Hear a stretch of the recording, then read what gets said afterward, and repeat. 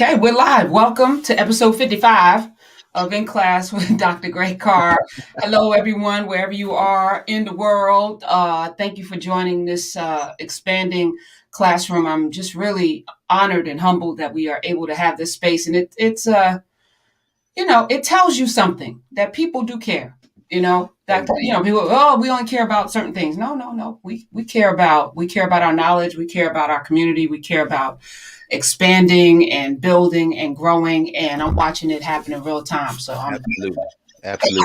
And you also, well, first of all, Professor Hunter, happy spring. oh, that's right. As of 5:37 this morning, Right. we passed the equinox, and we should talk about that a little bit at the beginning. But also, hello everyone around the world, because for some of you all, it's the equinox everywhere. The sun is hitting the equator right on the belt, but the days are about to get shorter in the so-called southern hemisphere and getting longer up here in the northern hemisphere.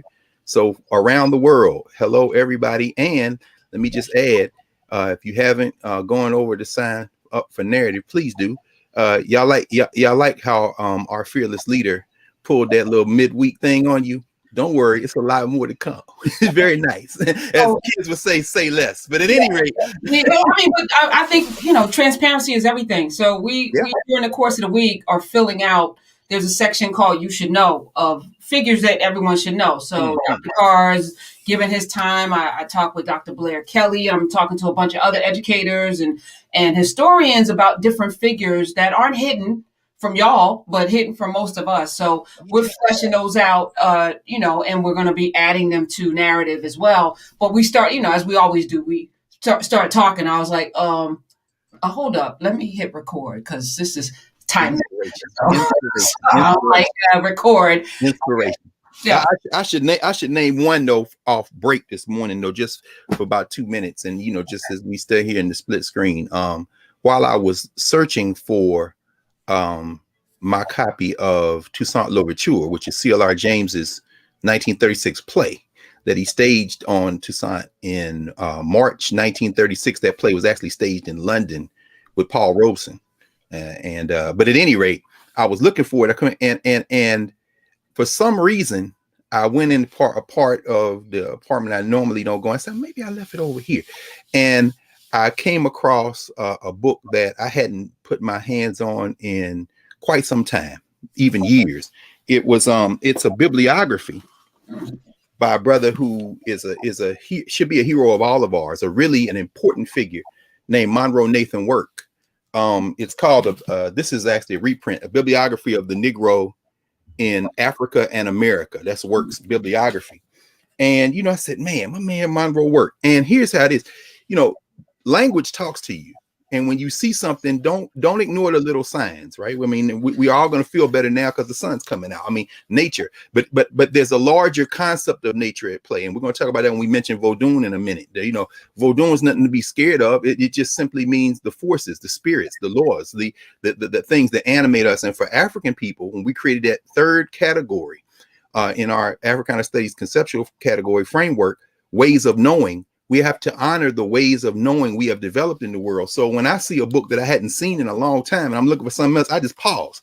So I open the book, reopen the book, and I got this book it's a whole story behind that. It's on that story. But anyway, the preface to the book, which at the time was the largest bibliography ever published on people of African descent. Monroe Work is a very important guy. He was born in North Carolina. He's one of 11 children. He didn't go to high school until he was in his early 20s. He farmed in Kansas. He was a pastor for a hot minute, the AME Church. He went to the University of Chicago and probably is the first person, the first Black person to get a master's degree, get a degree in the department of what was in sociology. University of Chicago is known for sociology, but he was the first to get that degree.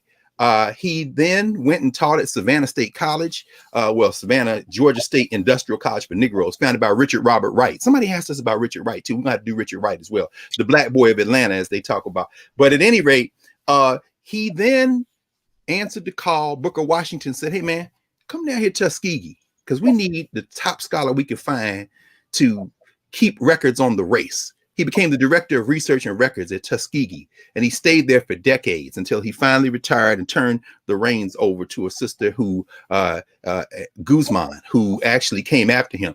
But at any rate, in fact, for years, he would publish something called the Negro Yearbook. I'm going to show y'all something y'all may not get a chance to see much of. This is the Negro Yearbook from 1931, 1932. This is a compilation of stuff about Black people. And he was known as the man who kept the records on lynchings. And Ms. Guzman tells the story. She was interviewed before she made transition. She lived into the 1990s. And she talks about how when she went down there, they tracked all the newspapers. They followed up. They double checked. They triple checked. And he was the one. They were the ones who did the statistics. So when we think of Tuskegee, we think, oh, Washington versus Du Bois. No. Monroe Work was the man. He and his little staff. And the first two people he hired were women. These are Black women. And she was like, I think she was 24 when she took that job. Anyway, because she knew his wife from Savannah. Anyway, this is the Negro Yearbook from 1947. This is one that she edited because she edited them after he retired. Anyway, he got a little grant from the Carnegie Corporation. He said, we need to put together bibliography because his thing was really bibliography. Where are the sources on our people? This brother consulted all over the world, Europe, Africa. He got with the book hunters like his friend Arturo Schomburg, the great Afro-Puerto Rican scholar in New York, J.A. Rogers from Jamaica, who was in New York. Anyway, he wrote the preface to this March 19th, 1928. When I picked this book up yesterday, I was like, yeah, you should know Monroe Nathan Work. Why? Because he wanted me to tell y'all that the first time I went to Tuskegee as a man, my mother is born about maybe not even a half hour from Tuskegee. First time I went to Tuskegee as a grown-up was 1997. We had the Association for the Study of Classical African Civilizations. Our conference was at Tuskegee. We try to go to HBCUs. We go to the universities. And I gave a talk there. Give a talk every year. But this year, I gave a talk on Monroe Nathan Work, the importance of intellectual work on the 100th anniversary of the founding of something called the American Negro Academy. We'll talk more about that another day. We may have to do a whole thing on the American Negro Academy. It was the 100th anniversary of that. And I opened with a quote from Alexander Crummell, who we should probably talk about too. That was one of, Du Bois's kind of intellectual fathers. He writes about him in Souls of Black Folk, if y'all read Souls of Black Folk. Anyway, I won't get into that. But when we first got to town, the first thing I did was, when we got on campus, I kind of quietly walked over to the cemetery because Monroe Work and his wife are buried at Tuskegee. As is Eunice Rivers, by the way. Y'all know about the Tuskegee experiment. She was the sister who was kind of the sister who dealt with those brothers who they did not treat for syphilis. So people look at her as kind of a sinister figure, but it's complicated because she was trying to, y'all saw the fictional characterization with Lawrence Fishburne. I think what's our sister Angela Bassett played her in the HBO movie Miss Evers Boys. But at any rate, she's buried there. And of course, Washington is buried at the beginning of the cemetery under a big boulder. George Washington Carver is buried there. And I stood right there at the grave of Ms. Work and said, Ma'akaru. That's an ancient Egyptian term that means the voice is true. While you were here, you spoke true of voice. And I just wanted to mention him. In fact, if y'all want to read more about him, there aren't a lot of single sources. He wrote a number of things. This is Linda McMurray's book, Recorder of the Black Experience, a biography of Monroe Nathan Work. I kept for years in Philly a framed photograph of Monroe Nathan Work among those who I keep around where I'm reading and writing. Monroe Work was the man, but maybe we'll do a whole thing on him for narrative, and then y'all can talking about it without even knowing. There's a bibliography and narrative. We are pasting together the tapestry of our history. We are bringing people in throughout the diaspora because we didn't just start here 400 years ago with 20 some odd Negroes. There's a vast, vast amount of people whose names we do not know, like Monroe Work. First time I wrote it down. First time I ever heard of him today. So, I just want to thank you again. And I was watching before I came in the Justice League, before on HBO Max. That's kind of my routine. And wait, did you finish it? No, because it's 4 hours. Okay, I would say no spoiler alerts. I'm just saying. Okay, don't tell me anything. Right, I won't. But just know it's a completely different movie than the other one. Okay. So yeah, the Snyder Cut. So I was telling Kareem, and he was like, "Yeah, it's 4 hours." I was like, "Yeah, but we binge watch 8 episodes of a thing during the weekend. I was like, this is streamed now. It's a different mentality. Everything's different. The rhythm is different. The vibration is different. And we need to start to be nimble enough to like digest these things in the way in which all of us individually have the capacity to. So there's a scene, though, I'm not giving away too much, but Diana's going into this tomb, and on the wall is the history 5,000 years before of what's to come. And I was thinking about that in this moment, that literally, Dr. Carr, you are helping us, they were in glyphs, on the walls. And you were talking last week about the glyphs, and we're going to definitely have glyph lessons in narrative. But I was like, wow, our history has been lost, scattered, on purpose, buried, remade, remixed, lied about. And this space that we're in allows us to put those glyphs together indelibly. That's right. Everybody here is responsible for holding the truth and the memory so that this will never happen to us again. So I just That's exactly right. No, thank you. I mean, it's so funny you say that, Professor Hunter, because as narrative is building out this bibliography in the great tradition of Monroe work, and again, I want to mention, of course, his partner, his apprentice who took over after he retired, Jesse Pankhurst Guzman. Ms. Guzman, she said, when he made transition, he passed in 1945. He was working on a much bigger bibliography. The one you see there. This bibliography is it's 674 pages without the index. There are over 17,000 entries. It was the thing at the time. And there's a whole lot more I can say about Nathan's work, but I won't. Ms. Guzman said he was like, now we're going to do the big one. He had mapped out 100,000 text project when he made transition in 1945. I want y'all to pause here and think about that, because, as you say, everything has changed. And all we're trying to do here is create some space for us to, I'm going to use a term that we use now, crowdsource our knowledge. And what do I mean by that? We all know something. And what that removes is the illusion that thinking work, number one, the thinking work is not important, because we see it. We see it in social media responses. We see it as folks are coming in, joining us. Also, number two, we're removing the illusion that we haven't been doing this work all along. So that's why often when, new books come out and I'll get the book and I'll read it and I'm thinking, or I'll hear somebody talking and in my mind, I'm footnoting or comparing what they're saying with something somebody said 20 years ago, 30 years ago, 100 years ago, 150 years ago. And anytime, I'm always suspicious when somebody say, well, this is the first, I'm like, this is not even close. This man right here, do you understand? 1928, they had a 17,000 and they left out more than they kept in. He had to edit it down to 17,000. And then he was going to do 100,000. And this is stuff that already existed. So I'm saying it's very rare that we're going to encounter a subject or a topic involving our people that somebody hasn't thought about before, hasn't discussed before, hasn't used for inspiration or instruction before. And so in that scene when Diana goes into the temple and, she sees spelled out before her what is to come based on what has happened, it's a reinforcement of two things. It's a reinforcement of the importance of memory, because if you don't remember, you won't know how to combat what's coming. It's very important. We're going to talk about that when we talk about Haiti in a second. The other thing is, it's a reminder that all human beings, all members of the human family have in their clusters, in our clusters of families, in our societies, ways of knowing. And we don't displace Diana. We don't displace the Amazons. We don't displace the myth making, the ways of knowing that come out of there. Even as watching her go in that temple and think, yeah, that's kind of built with inferior materials riff on the many temples that I've stood in Kemet in ancient Egypt, alongside my brother, Dr. Mario Beatty, the finest teacher of the Egyptian language, who's drawing breath, who's with us. So y'all sign up with narrative. Y'all want to learn hieroglyphs. You learn it from a Black man who is the absolute best, the best in his generation, because he was taught by the best in the previous generation, the great Teofilo Benga, who still draws breath. But those are the two things that we must know, so that we can know what to do now in terms of problem solving, so we won't make the same mistakes and we can improve on the things. And everybody does it. That everybody means us too. Everybody means us too. Please, everybody means us too. Anyway, let's talk a little bit as an entry point, an ancestor. I love when you say "who still draws breath." An ancestor.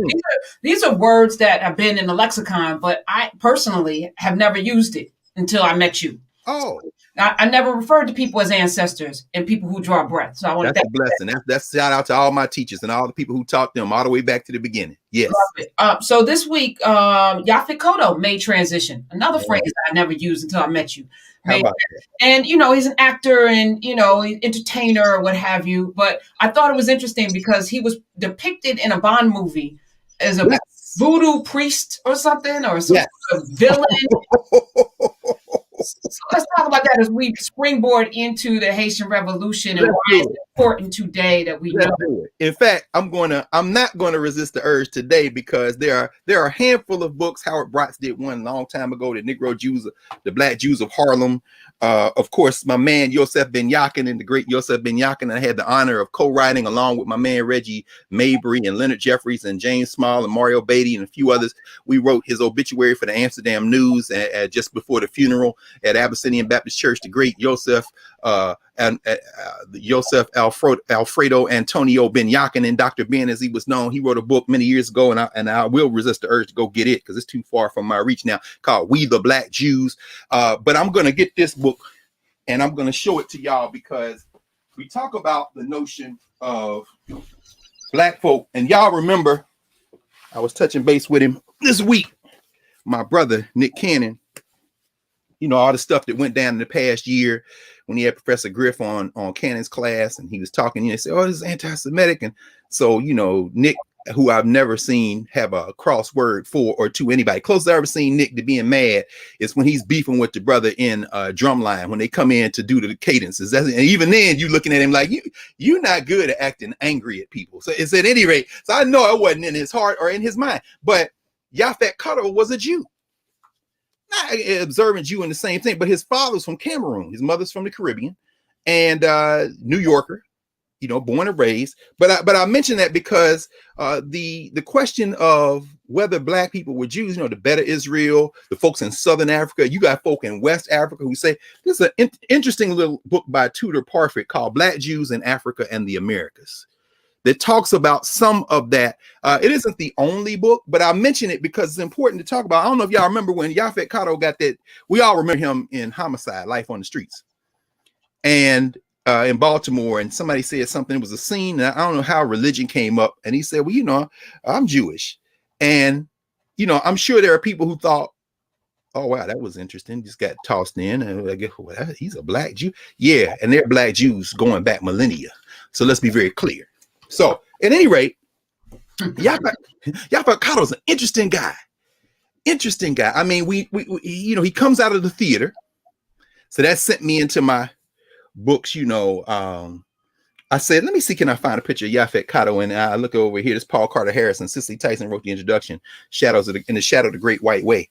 And I'm looking at him and I'm saying, this guy came out, he's a generation behind Miss Tyson and them, which means a generation behind cats like William Marshall.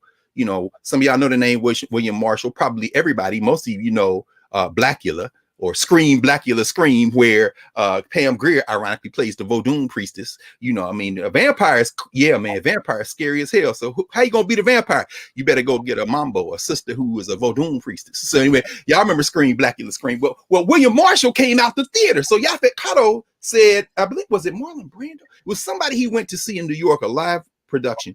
And he said, I walked out. It was like I got punched in my chest and all the breath left my body. After I left that production, I said, this is what I want to do. I want to be an actor. And he was a hell of an actor from beginning to end. We know him, of course, when he comes into what they usually call the blaxploitation period, across 110th Street. We know he was in that. Some people may remember he played Idi Amin in a made-for-television movie called Raided Entebbe. I'm saying, y'all done made 2 movies about Idi Amin, because remember Forrest Whitaker played him in The Last King of Scotland. Won an Oscar. You want an Oscar? Of course, they're gonna get a statue to the most pathological.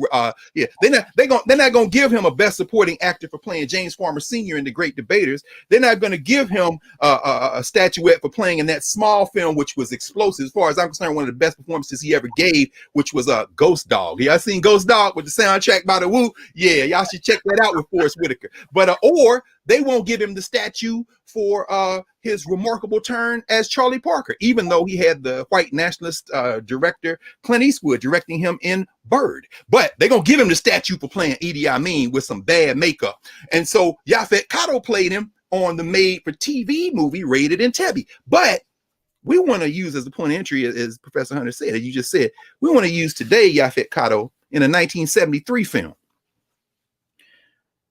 Sean Connery, who we talked about, if y'all are on the narrative side, you know, that's all been annotated now. We talked about Sean Connery making transition a little while ago. And before that, you know, Sean Connery, I don't get typecast as James Bond, this agent of British imperialism. We'll see the British again in a minute in the Haiti business. But, you know, this is post-World War II. This is demonizing communism, socialism, demonizing Russia. So you remember, of course, From Russia with Love, you know, Dr. No, you got these cartoon villains in Bond. But then Sean Connery walks away and the Scotsman walks away. And who occupies the throne of James Bond, agent of empire? I know y'all love James Bond. I know you love him. And you remember, Karen, when I showed you all the Ian Fleming novels that was based on, and there's a whole racist background of James Bond. You know, I ain't mad. I don't watch all them James Bond movies a million times. But this one here in 1973 is the debut of the new Bond. Now, this guy had played another agent of empire in a television series called The Saint. This is, of course, Roger Moore, who also made transition not too long ago. This is Roger Moore's first turn as James Bond. So how's he going to do? Well, Live and Let Die. Gotta love it. Some of y'all know that movie, right? So there are, if you remember, in about a 5-minute sequence, they open up with 3 scenes after the obligatory little white dots come across the screen and Bond is walking and he turns around, boom, and the blood comes down. The opening scene is at the United Nations. And you see the British representative with the little thing in his ear, translator. He's there, everybody trying not to fall asleep, whatever. And then you see these hands in the control booth where the translators are, turn a switch, and this like high-pitched whine goes through the earphone of the British ambassador, and he keels over. Clearly he's dead. Then the scene cuts to Yaphet Kotto. Yaphet Kotto just kind of looks over, then keeps looking back. So the implication is he either ordered the hit, or he knew what was happening, or he's like, okay, good, satisfied. That's Yaphet Kotto's first appearance, and he's black. Black man to hit. The second of the 3 scenes, then it shifts to New Orleans. They're having a funeral, and all you New Orleans folk know how that works, right? You got the casket. The old man is in front with the sash, and they're playing, the little band is surrounded the casket, and they're playing, I think it's Just a Closer Walk with Thee. They playing the song.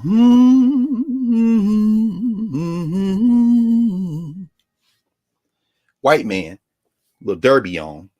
Lady found out he's working with them too, the international imperialists, the spies. He leaning up against post watching the funeral, slow funeral. So this black man, little black man, walks up next to him and he says, oh, whose funeral is it? Then you see they close up on his side, on the 2 standing side by side. You see the black man pull a knife out of his pocket, switchblade, and the little black man says, yours. Then the white man collapses. They march the casket over to where he is, set it down, pick it back up. The body is gone. When they get false bottom, he's in the casket. They come back in the street. They keep marching. Somebody hits the horn behind them, and the second line kicks in. They dance because, you know, that's what you do with a funeral like that. The second line being the people who are following the casket, following the musicians who are dancing. Yeah, and then the third of the 3 scenes. Bottom it says San Monique, an island in the Caribbean. All these Africans dancing in what I suppose is now a gesture toward voodoo, what they would call voodoo, or Vodun, right? They dancing. You know how these people are, drums going, dozens of black people, everybody colorful dress, and everybody circling. Then the one guy comes out with the animal skin on the top. He's got the big snake. Now, if you know anything about Voduns, Dambala, right? So, I mean, got the big snake, the big green snake, and he's getting closer. And what is revealed is at the center of these circles, these concentric circles dancing, is another white man, clearly another spy. He's tied up. He gets closer. Then the drum's getting louder and louder. Then you see the sisters. Then he puts the snake on the man's neck, bites him. And then you hear Paul McCartney. As the lights fade down. When you were young and your heart was an open book. Paul McCartney now, the Beatles are gone. He's with Linda McCartney and Wings. You used to say, live and let live. You know you did. But in this ever-changing world in which we live in, makes you give in and cry. Hit that blue note. Do. Say, live and let die.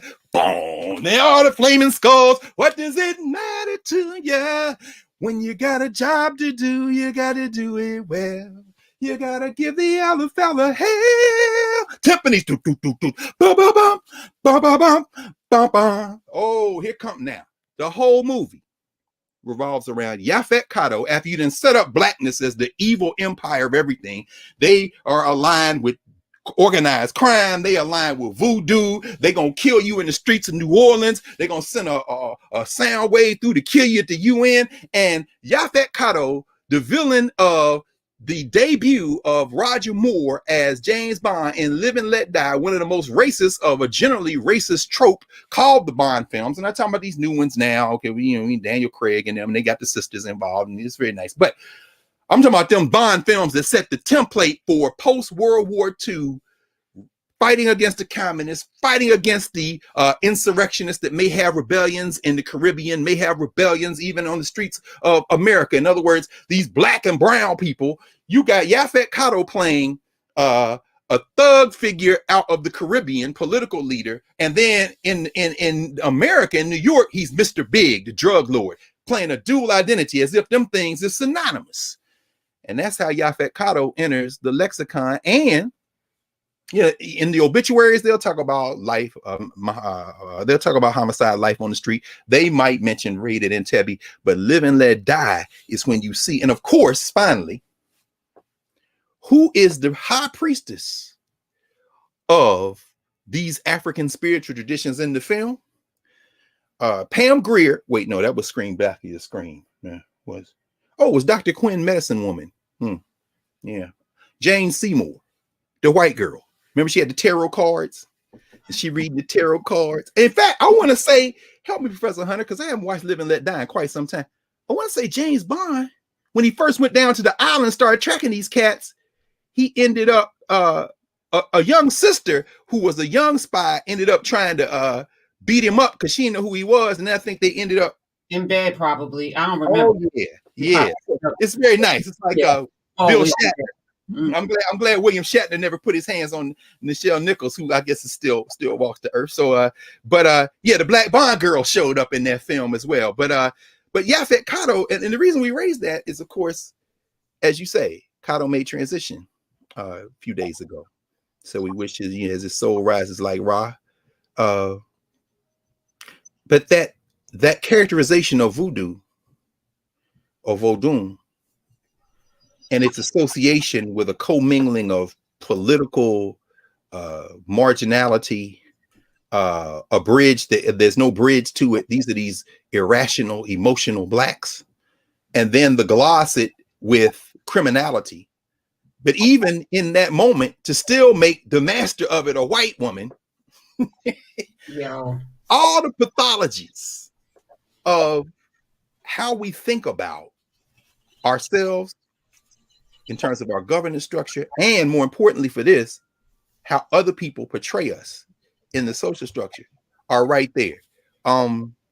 But we have to understand that there is no island. Like there's no island called San Monique, but that's close enough to San Dominique or the island that we now know as Haiti and the Dominican Republic. Because the idea is that that's enough of a gloss and a stand-in for Haiti in 1973, which is still under the terroristic grip of the Duvalier family. Francois Papa Doc Duvalier and Jean-Claude Baby Doc Duvalier. And we'll talk a little about the Duvaliers on the way to this. But the idea is that the Caribbean, what my man Julius Scott, who I hope I have his book. If I do, I will show it to you. Yeah, here we go. 1986, this brother wrote a dissertation called The Common Wind. Julius Scott is an interesting character, interesting figure, not character. He's not, he's not an actor. He's maybe emeritus at the University of Michigan, but his dissertation wasn't published as a book until 2018. This book came out a couple of years ago. When I was in graduate school, the people who were in the know, and these are very small, so academic circles are tiny. But this piece of work was legendary. And so I never forget, because back in them days, I'm talking now about the late 80s, early 90s, you had to send off to Michigan to what they call UMI, what is it, Universal Microforms Incorporated, something like that. And you had to pay big money, $40, $30, $50, whatever it was, to get a dissertation. You'd send your money. They would then go into their microfilm and make a copy of whatever dissertation you order and then mail it to you. And now you still have to do this, what I'm about to say next. If you have a PhD in the United States, when you finish your dissertation, it's been approved, you made the revisions, you turned it in, you then send a copy used to be 2 copies, I think, to UMI. Why? Because then they would turn it into microfilm. Now it's all digital. But I'll never forget when I got in the mail my copy of Julius Scott's 1986 dissertation, University of North Carolina, The Common Wind. Scott's thesis is, he calls it, in fact, at the beginning, and y'all should get this book if you get a chance. He calls it the ungovernable Caribbean. In fact, The Common Wind is taken from a poem that William Wordsworth wrote in 1802 as a tribute to Toussaint Louverture. He said, "There's not a breathing of the common wind that will forget thee. Thou hast great allies. Thy friends are exaltations, agonies, and love, and man's unconquerable mind." Meaning what? We all breathe the same air.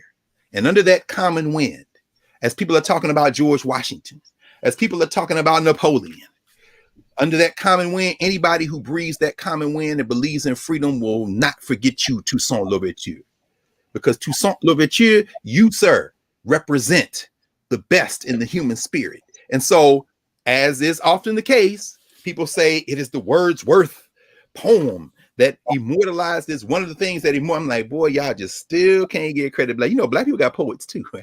But at any rate, Scott uses this to talk about the common wind, Afro-American currents, and the age of the Haitian Revolution.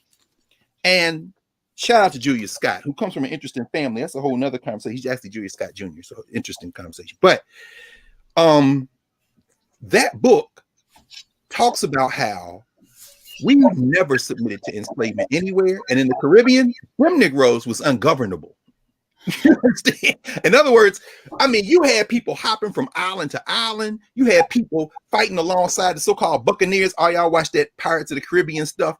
That stuff is based on something that actually happened. Because the first people, Europeans that came into the Hispaniola, what is called Hispaniola, that island that has Haiti for the western third and the Dominican Republic on the eastern 2/3. At the north part, you had white boys, the English in them, who was raiding ships, going back and forth, all that Johnny Depp type business. They had an outpost out there in the north, and you had Africans who were doing as well. But Scott was like, them white boys was outnumbered. They were hanging on by the skin of their teeth in the Caribbean, And you had black women who were technically enslaved, who were selling their stuff down in the ports in Jamaica and Trinidad and Port-au-Prince, Haiti. You had cats who had escaped enslavement other places, and they still trying to figure out how you gonna get this iron collar off me. It don't matter, you free now. And he said, you will see the English saying, how in the hell, y'all got any people under control? I just seen all these black, and then a dude walked out with a full iron collar and spikes. And then is he enslaved or not? No, that's ungovernable, bro. Just pretend like you didn't see that. I mean, it's basically why some police won't go in some neighborhoods. In other words, yeah, we got, now y'all ain't come up here. It's after 9 o'clock. It's nighttime. So y'all just gonna check in that you roll the street. But yeah, 145th and Convent, that's ungovernable. In other words, the notion is that we act like we are oppressed all the time. But what Scott reveals is even under oppression, we create space to resist. And people know better than to come in here and take us at our strength when we got too many people. Anyway, so how did we get here? You know, Haiti's in the news now yet again, another, uprising around, politics and elections. We've seen it time and time again, Aristide and the Duvaliers. And how did a nation that threw off the yoke of slavery became ungovernable, set the world on fire, literally, made every white person in the world scared, end up constantly in these spaces where they can't seem to get their footing? Well, let's break it down very simply. And let me do it by way of a point of entry.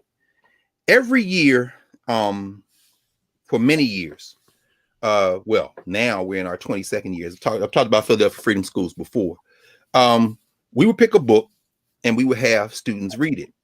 Now, in 2008, well, actually in 2007, and I would usually go around, I'd be in the bookstores all the time. And it was my honor and responsibility to suggest the book. And then we would talk about strengths and we did so much. And in fact, I want us to do, maybe on the narrative side, we do a whole working history. My sister Kelly Sparrow has written the history of Philadelphia Freedom Schools, and I've talked about it before. But in 2007, this book came out by our brother, my friend Randall Robinson. This is actually a paperback copy. This isn't the original copy, because you see, he actually won the Essence Literary Award in 2008.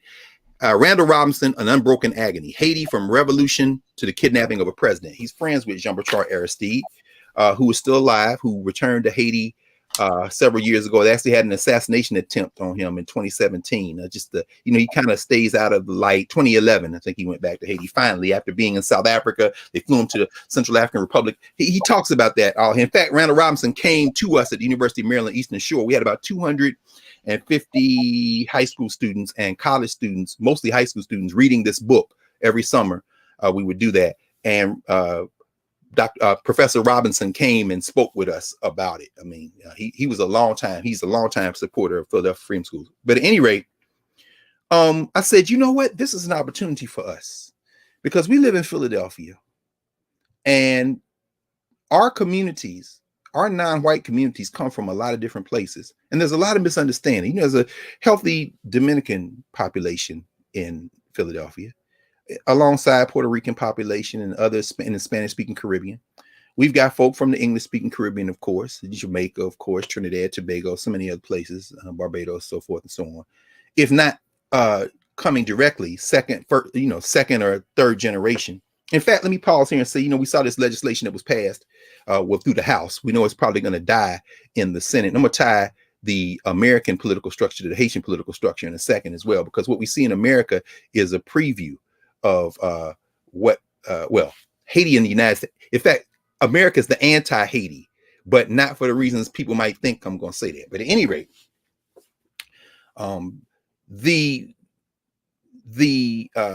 immigrants in the United States, you see the immigration legislation that the Senate will kill until the filibuster is killed, robbing these white nationalists of their power to stop everything in the country. Because when people hear me say that all the time, the United States is disintegrating. It is disintegrating. And if you walk with me a little well, when I compare it to Haiti, you're going to see why I said that. I don't mean that we're going to die. I don't mean that that's necessarily a bad thing.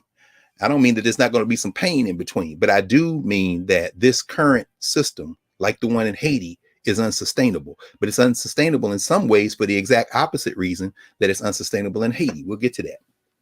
So but in the legislation, they're talking about the dreamers and, DACA, talking about those with temporary protected status, who are coming from countries. Please understand that over the last 2 months, the Biden administration has been in place while over 1,000 Haitians, including children who weren't raised in Haiti, over 1,000 Haitians have been sent to Haiti. Over a dozen flights under the federal authority have been sent to Haiti, deported, even though Biden and Harris campaigning said they was going to put a stop to what Trump and them was doing. But on this issue, on foreign policy, Democrats and Republicans are indistinguishable enough for you not to really make a pick between them. It's the devil you do and the devil you do, as far as I'm concerned. And over 1,000 Haitians have been forcibly ejected from this country back to Haiti. Some of them don't know nothing about the country of their birth. And I'm saying that to say, why should we care? 1 out of every 10 African who draws breath in the United States of America, roughly speaking, came from another place. The Caribbean, about half the folk who come here of African descent, who migrate here, are from the Caribbean. A little under half are from the continent of Africa. So, but 1 out of every 10 African who draws breath in this country right now came here from somewhere else. Another 10%, meaning 20% of the Africans who are here now, and I'm including me, Professor Hunter, you, everybody Black, another 10% are second generation, meaning one or both parent came from somewhere else. So Yaphet Kotto, for example, he's in that other 10%. His daddy from Cameroon, his mother from the Caribbean. He was born in New York, raised in the Bronx. Okay, so you're an American citizen. You're American. Yeah, but my parents are. So that means 20%. 1 out of every 5 African in this country either came from somewhere else or one of their mama or daddy did. Why should we care? We should care because these are people. You understand? And when it comes to Haiti, we should care for very specific reasons in addition to that. But so I said, you know what? Let's bring our people together in Philly, these young people, over something we never get to talk about. Let's talk about Africans somewhere else in the world, somewhere close, but also not here, who have, that's our point of entry to talk about immigration policy. That's our point of entry to talk about American foreign policy and neoliberalism. And when I tell you, we had a time that summer. In fact, anyway, I just got to, we got to do a whole thing on Freedom School, because every session, the young people with these teenagers, 14 to 18 years old, mostly 15, 16-year-olds, really, every day they would be at a different school in Philadelphia. At our peak, we had like 22 sites.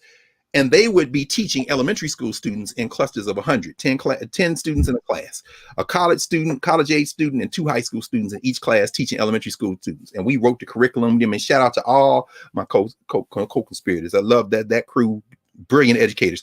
And then every Wednesday, all of the high school students would be pulled out from around the city, and we would meet up at one of the high schools. We met at Paul Robeson High School. I love Paul Robeson High School. My man. Anyway, it's a whole nother time. University City High School, Ben Franklin High School. We would meet, and we would spend that day focused on the text.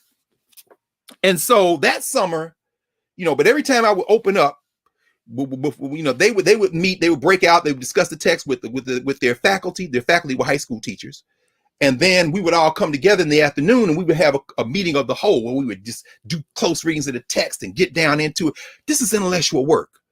And people say, well, how does it connect to? No. This is intellectual work. Where else are they going to do that?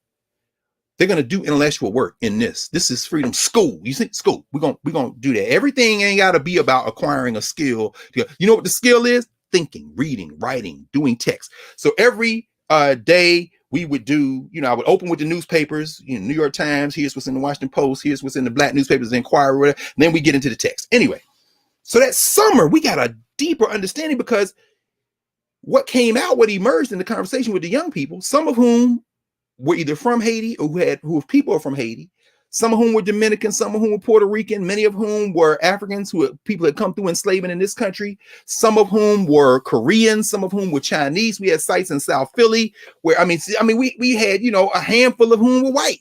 We had conversations which means Irish and Italian and Philly or other people. I mean, we had conversations about the relationship between ethnicity and culture, migration, how states contrast with other states. And in Philadelphia, it's particularly important because Philadelphia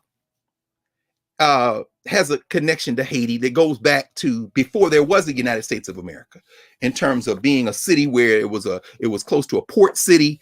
You see Stephen Girard College in North Philly was a whole story behind, there was the legend that Toussaint Louverture, when they kidnapped him and took him to France where he died, which we'll talk about in a second. Stephen Girard, this rich white dude, merchant, had some money that the Haitians had that he was given for safekeeping, and he stole the money. I mean, it's all Philadelphia stories anyway. And some of that we talked about actually with Octavius Catto, if y'all go back and look at that. But that summer gave us an opportunity to sit with the story of Haiti, the second independent polity. We'll say republic or whatever. I mean, the second independent polity in the Western Hemisphere after settler colonialism, the first being the United States of America, the first one to be controlled by Black people, and really the reason it's still being punished by the Western powers, and often with our consent, which is why we have to know foreign policy, because we ain't turning up enough. The only example of a country in the so-called modern world, the contemporary world, the post-settler colonial world, the settler colonial world, I'll say post because it's still going on. The only country in the Western Hemisphere to be, and arguably the only country in the world where Africans from so many different places have tried for 2+ centuries to mix themselves into a kind of Pan-African Black country. It isn't Africa, even though there are many different national groups and language groups within those lines that the settler colonialists drew. It isn't Brazil. It isn't the United States, where Black people in Brazil may be the majority, but there's still a different. No, what happened in Haiti is unique because Haiti's identity is really based around the rural. In fact, I'm going to read from this now as a way of framing it, but I want to mention this one first. Woo, with some powerful books. There are a grip of books. I got probably about 30 of them right here, and that's not even a fraction of the ones that are written in English that I couldn't put my hands on because they're somewhere in storage. But most of the stuff is not in English because, obviously, Haiti is Creole and French, and Haitian Creole is more African than many of the other Creoles, patois of the other places in the Caribbean because of this African ethos. And that's one of the things that is brought up by this Jean Fouchard. Jean Fouchard, he wrote a book called The Haitian Maroons, Liberty or Death. He won the Grand Prix de Littérature Caribe. He wrote it in French. The preface is by the guy we're going to quote, Cyril Lionel Robert James, CLR James. This is an interesting guy, though. This is his picture, Jean Fouchard. And there's colorism, deep colorism, very important. We're going to talk about that in a second. But what Fouchard argues is that it was the rural Haitians that really fired this. In fact, let me read from CLR James's preface.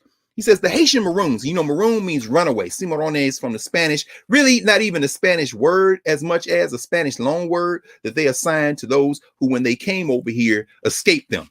And they have been escaping, the Haitians have been escaping for a long time. The Haitian Maroons takes an automatic and assured place among the historical masterpieces of the age. This is what James is saying about Fouchard's book. Historical masterpiece is one of the precious intellectual spheres and specialties of Western civilization? James says, yes. What gaps are filled? He says, Mr. Fouchard established that the Haitian nation, the result of the only successful slave revolt in history, was formed, organized, and maintained by the Maroons. The slaves who had run away from the slave society organized by the metropolitan forces and made a place for themselves in the inaccessible hills.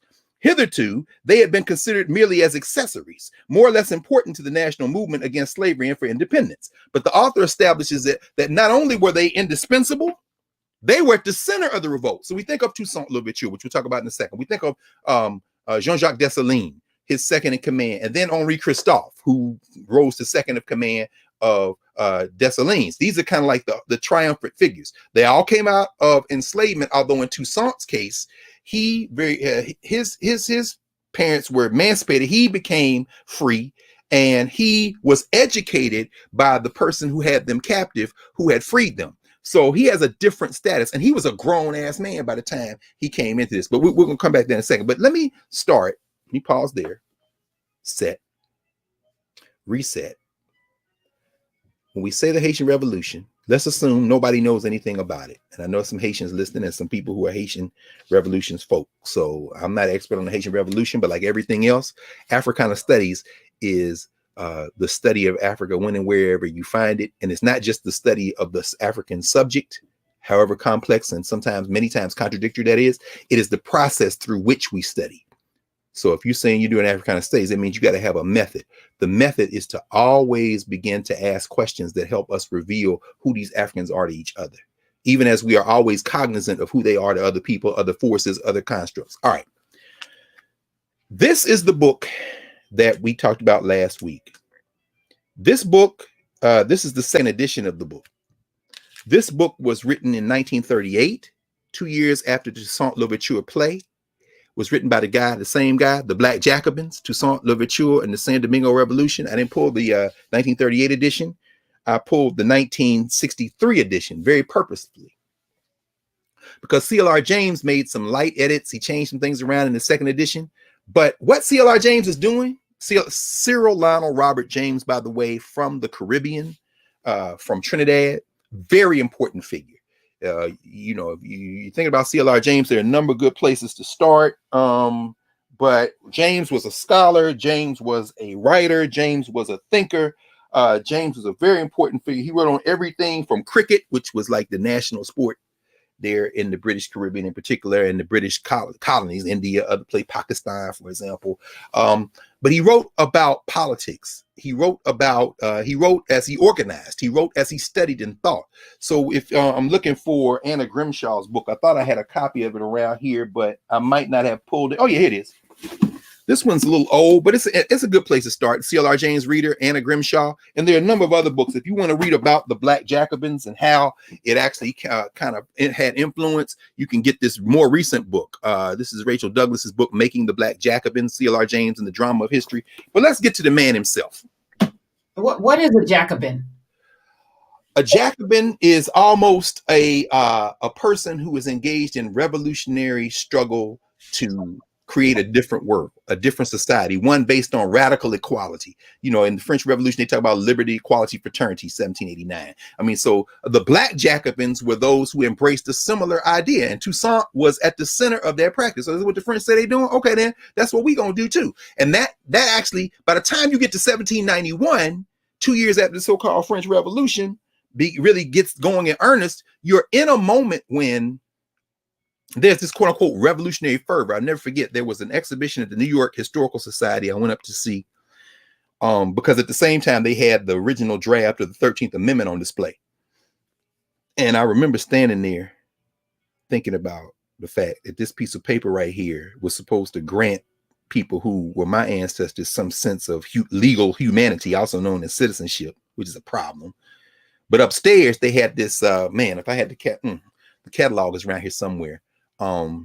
Parenthetically, when you go to exhibitions, if you've got a few dollars over from the admissions fee, if you're going, always check out the museum gift shop and always ask if there is an exhibition catalog, because the exhibition catalog will have not only pictures of much of the stuff that's in the exhibition, it's going to have many times long form essays about what you're looking at. It's important to get the exhibition catalog. And I remember that exhibition catalog because they had a Black man's picture on the front. And, you know, and they get obsessed with this notion of these individual Blacks who stick out like sore thumbs in these white societies to kind of reinforce the idea that there were radical Black. In fact, we all know Alexandre Dumas, the Count of Monte Cristo. This is his grandfather, General Alex Dumas, who was with Napoleon, the Black Count. You know what I'm saying? So they always got these Negroes. It's interesting because he lived at the same time as the Haitian Revolution. Very important. And of course, he ends up getting killed. They off this brother right here. Born to a Black slave mother, a fugitive white French nobleman in Saint Dominique. He's born in Haiti. Alex Dumas was sold into bondage, made his way to Paris, where he was schooled as a sword-fighting member of the French aristocracy. When the revolution broke out, he joined the army at the lowest rank, yet quickly rose through a series of legendary feats to command more than 50,000 men. No matter how high he soared, Dumas continued to live by his blade and his boldness in the face of overwhelming odds. Yet because of his unwavering principles, he ultimately became a threat to Napoleon himself. If you've never heard of General Alex Dumas, I'm going to leave it right there. All right? Y'all have to check out the Black Count. But on the cover of the exhibition catalog at this freedom exhibit at the New York Historical Society, when I went up there to see it, they're talking about how Black people participated in this quote-unquote age of revolutions. So when we think of these revolutions in the 1770s and 80s, we think of the American Revolution. We think of the French Revolution. But this exhibition made clear, along with putting on display a copy, and I'll never forget, I emailed my friend, former student, now colleague at Howard, Natalie Pierre, who's one of those 20% of Africans who came from other places. She's from Brooklyn, but her mom and them came from Haiti. So she's Haitian. In fact, Natalie, and we'll talk about this in a minute, in 2010, when the earthquake happened, she was down there writing her dissertation. Her dissertation is on the idea of Haitian statecraft. It's a very important piece of work, in fact, where she talks about this. She's talking about the idea of how did the Haitians try to create a country in the wake of this revolution. But at any rate, that exhibition talks about these revolutions, but they elevate the Haitian. I say elevate because it's a social structure conversation. It ain't us talking to each other. So in other words, to invite the Haitian revolution in is to say, see, we understand this is global and it's not just white people. It's the Black Jacobins. Let's go to CLR James. The thing I love about it, and we all love language for different reasons. Different language for different reasons, right? The language of comic books is different than the language of the Bible. Not always. Anyway, that's a whole nother conversation. But the thing I love about CLR James is that in the language that he uses, CLR James is a poet, man. CLR James writes, he's like Du Bois in that sense. If you're not used to reading writing that is written to a certain high standard, not high, I'm gonna say high standard in context, a certain use of language, you can very easily find yourself either, some of my students might say they're bored. They say you're not bored, because boredom literally means you've mastered something so well that it no longer retains your interest. You didn't understand that, so you can't be bored. Bored means you understood it so well that you now, okay, let me move on to the next thing. No, you're not bored, you stop trying, because the language has literally been machined into these sound bites.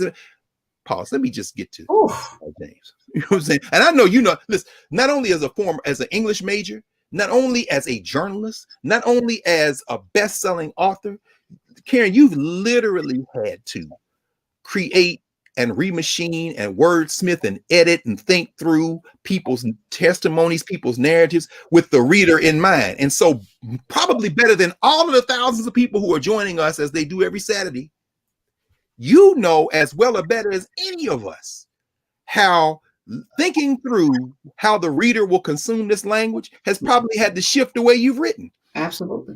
Oh my God, I can't even imagine for a writer like you what that must feel like over the arc of enough years to see the patterns change, so that now, if it ain't in 280 characters, now I'm gonna write it. CLR James, thank God, was not consumed with that in the first or second edition. This is what he says. CLR James says in 1789, the French West Indian colony of San Domingo, supplied 2/3 of the overseas trade of France, and was the greatest individual market for the European slave trade. It was an integral part of the economic life of the age, the greatest colony in the world, the pride of France, and the envy of every other imperialist nation. The whole structure rested on the labor of 500,000 slaves. In August 1791, after 2 years of the French Revolution and its repercussions in San Domingo, the slaves revolted. The struggle lasted for 12 years. The slaves defeated in turn the local whites and the soldiers of the French monarchy, a Spanish invasion, a British expedition of some 60,000 men, and a French expedition of similar size under Bonaparte's brother-in-law. The defeat of Bonaparte's expedition in 1803 resulted in the establishment of the Negro state of Haiti, which has lasted to this day. The revolt is the only successful slave revolt in history, and the odds it had to overcome is evidence of the magnitude of the interests that were involved. The transformation of slaves, trembling in hundreds before a single white man, into a people able to organize themselves and defeat the most powerful European nations of that day, is one of the great epics of revolutionary struggle and achievement. Why and how this happened is the theme of this book. Haiti's still paying. George Washington, it's impressive. Napoleon, it's impressive. Toussaint, Dessalines, Christophe. Wait, it's really not y'all? It's these black women and men with machetes? What the heck? Wait, and y'all won? Wait, y'all beat Napoleon? Yeah. His brother-in-law came back for a rematch. We whipped that ass. Oh, wow. Okay. So, but I thought you wanted to be with them. Oh, no, it's complicated. Wait, so let me get this straight. Here's where we go through the real quick thumbnail history. And I'm not even going to go through the dates because y'all can read it for yourself. Before you do. Yes. Haiti has to fail for this white power structure to succeed. So it has to fail. It has to fail today. Yes. It has to fail today. That's right. It has to fail for the same reason Black Wall Street had to fail. It has to fail. No, actually for a bigger reason than Black Wall Street. It has to fail for the same reason that you Negroes can't ever be allowed to go off and police yourselves, even when you say you are loyal subjects of the crown, which is what Toussaint said. In fact, I'm not even going to go too far into this, but I got to read this sentence. Right? This is the prologue. Because remember, before there was Africans in Haiti, before there were Spanish, before there were English, before there were these buccaneers or anybody else in Haiti, before the Caribbean was ungovernable, the human beings who were there, the Tainos, the Arawaks, in fact, Taino is where we get the word Haiti from. So if you Haitian, you know, you don't say Haiti, you say Haiti, the high place. Because that was what, when Dessalines is asking, you know, what did they call this place before? Because they ain't gonna call it Saint Dominique no more. Hell no. We ain't calling it that no more. We done beat their ass. So what should we call it? Well, what did they call it before? Everybody, all these people over here showed up and drug us over here. Well, one name was the high place, Haiti. Taino, okay. Haiti, that's the name. So understand, oh no, it has to fail. Because, well, anyway, look, this is what he said.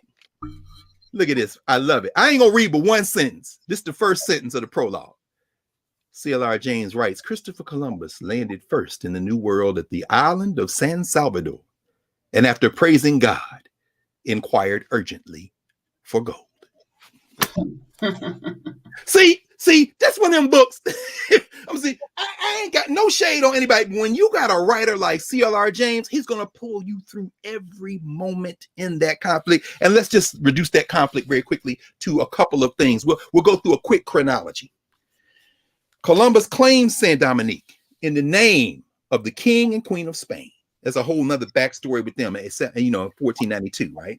And then, of course, almost immediately, he started capturing the natives who helped him. There was a storm. They rescued all their stuff, and nothing got misplaced or stolen. These people are, man, they certainly naive. Look at their clothes, and they don't speak our language, so therefore they just these savages. I mean, these Indians, and I'm looking for Indian. Snatch a few of them, and put them on the boat. We're gonna take them back. Then you got a priest, Bartholomew de la Casa. Read his book, The Devastation of the Indies, why he's like, this here is this is immoral. What the hell? But I know we got to make this money, so why don't you just go get the black people? So La Casa is caught up in the contradictions of Europe. He's caught up in the contradictions of Spain. He's saying, Columbus, what you doing? These people is crazy. Disease is wiping them the hell out. They have no protection against disease. We're going to see disease come back in about 5 minutes in the Haitian Revolution for another reason, because then they do start getting the Africans. They wipe out the population of the Caribbean, just like everywhere else in the Western Hemisphere, through disease. It ain't through killing everybody, although they are brutal. They killing, they attacking, sicking dogs. I don't know what it is about Europeans and sicking dogs on people. It's a long tradition. Every time I tell my students, for example, you be watching them documentaries, you see a German Shepherd in there in Selma or Birmingham, and I said, imagine them dogs talking to each other. It's just my grandfather, bitter man in Birmingham. That's the police dog today. Yeah, I'm from a long line of dogs.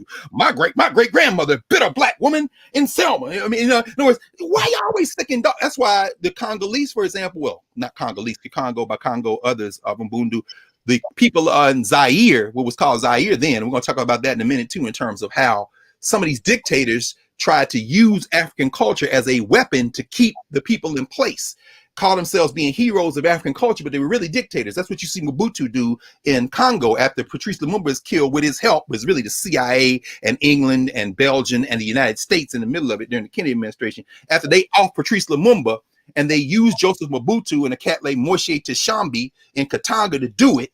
Then when Joseph Mobutu comes in as the leader of Congo, he says, we're going to go back to Africa. We're going to do the Africa. He makes a leopard skin hat. He keeps a stick. He changed his name to Mobutu Sese Seko. And he says, this is going to be authenticity. So we're going to change the name to Zaire. But that's one reason why the black people in Zaire were cheering so hard for Muhammad Ali when he beat George Foreman's ass in 1974. It's a brand new book called Rumble in the Jungle that continues that conversation about what happened, because George Foreman got off the damn plane with a dog on a leash, and they looking at him like that's the same damn dog the Belgians got. Okay, Ali Boubaye, Ali kill him. Why? Because if you know Kikongo cosmology, you know that the Kalunga line, which separates the living from the dead, those of us on top of the ground from the ancestors, is considered a line that is water, and that line is policed by dogs. Dogs have always had this kind of crossroads figure, all the way back to the ancient Egyptians. Ampu. You know, when you look at the Greek Cerberus, that three-headed dog, the Greeks didn't even make that up. They just stuck two more heads on a dog. You got to go back to the original canines of the ancient Egyptians, because remember, in the Greeks, Cerberus is the one that helps the ferryman take you over into the land of the dead on the river. Why? Water is very important for Africans, and dogs be around water, which is why you don't see a lot of dogs as pets in Africa, although dogs always be around. Dogs run with dogs. So if you go in the bush or you go in the village, you see the dogs be with other dogs and they walk around. You have them around, but you don't really be having them in your house like that. So at any rate, so they were sticking dogs on people, Columbus and them. It was disease, it was dogs, it was guns, it was working them to death. Lacasa says, go get the Africans. They go get the Africans. And when they bring the Africans, they also bring other things they hadn't meant to bring. There's a long line of scholarship on this. There's a book called The Columbian Exchange, which was from years ago, but there's not been written since. What comes over on those boats that wasn't intended to come? Seeds, plants.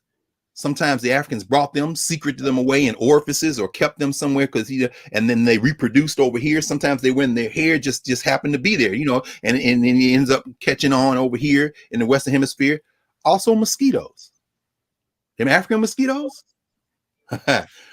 Where do we get to this in a minute? Because after Susan is killed, when you see Jean-Jacques Dessalines, the mosquitoes become part of the Haitian army. But at any rate, it's crazy. I mean, these cats, man. Oh my God. Anyway, so 1492, Columbus comes, claims, you know, he lands first at the one little island, then he goes over to Saint Dominique, which becomes Haiti and the Dominican Republic. He claims that in the name of France. Okay, cool.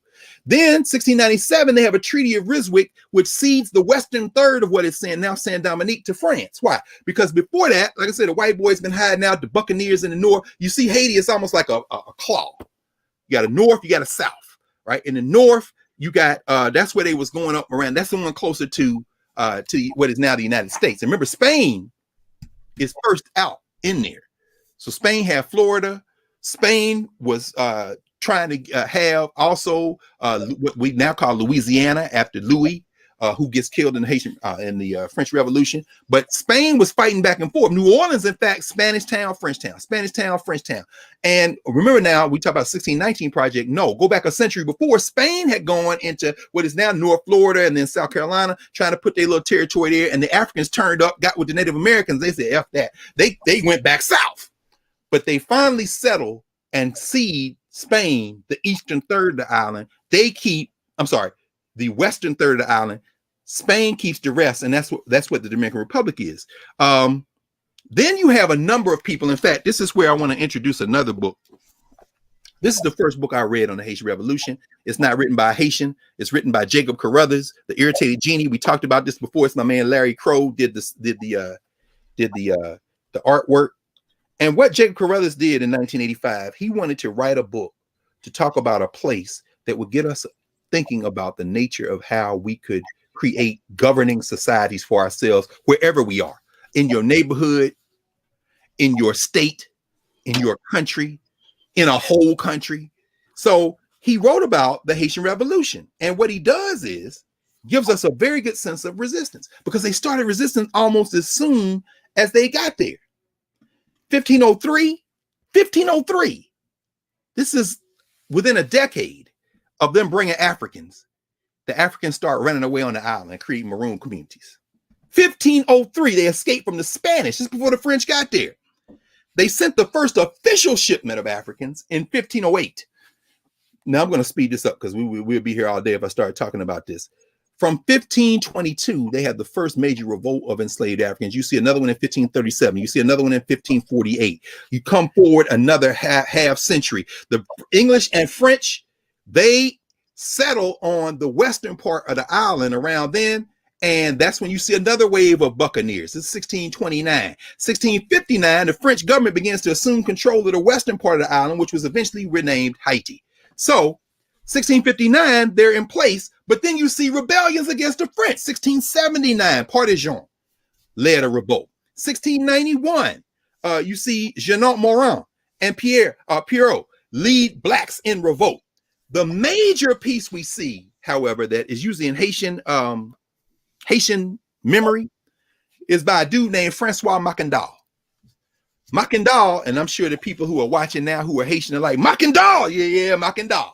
Mackandal was the man. Mackandal was a young cat when he was kidnapped from Africa and brought over, and they tried to break him and make him into a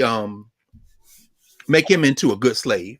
He ended up losing his arm in an accident. There's not much known from mouth to ear history about him. A lot of it is legendary. Did he lose it in a sugar mill? Because sugar was their thing. Haiti took over from Jamaica as the richest colony in the world. Understand that the sugar, the cotton, the products that came out of Haiti were the French economy. And as Haiti begins to emerge, what you see is that this guy from Corsica, little spit poop butt part of the French French territories, named Napoleon, not born to high birth or whatever, he eventually rises through the ranks through hard work and sacrifice, becomes a major military officer, engages in all these campaigns. He ends up going to Egypt. Y'all heard about him in Egypt. You hear him invading, Italy, all this kind of thing. And eventually his job is he becomes what they call the first consul. In other words, he becomes the major thug in Europe.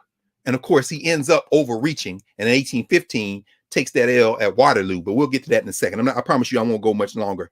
I just want to mention a few other things in this chronology. Mackandal is his people's hero.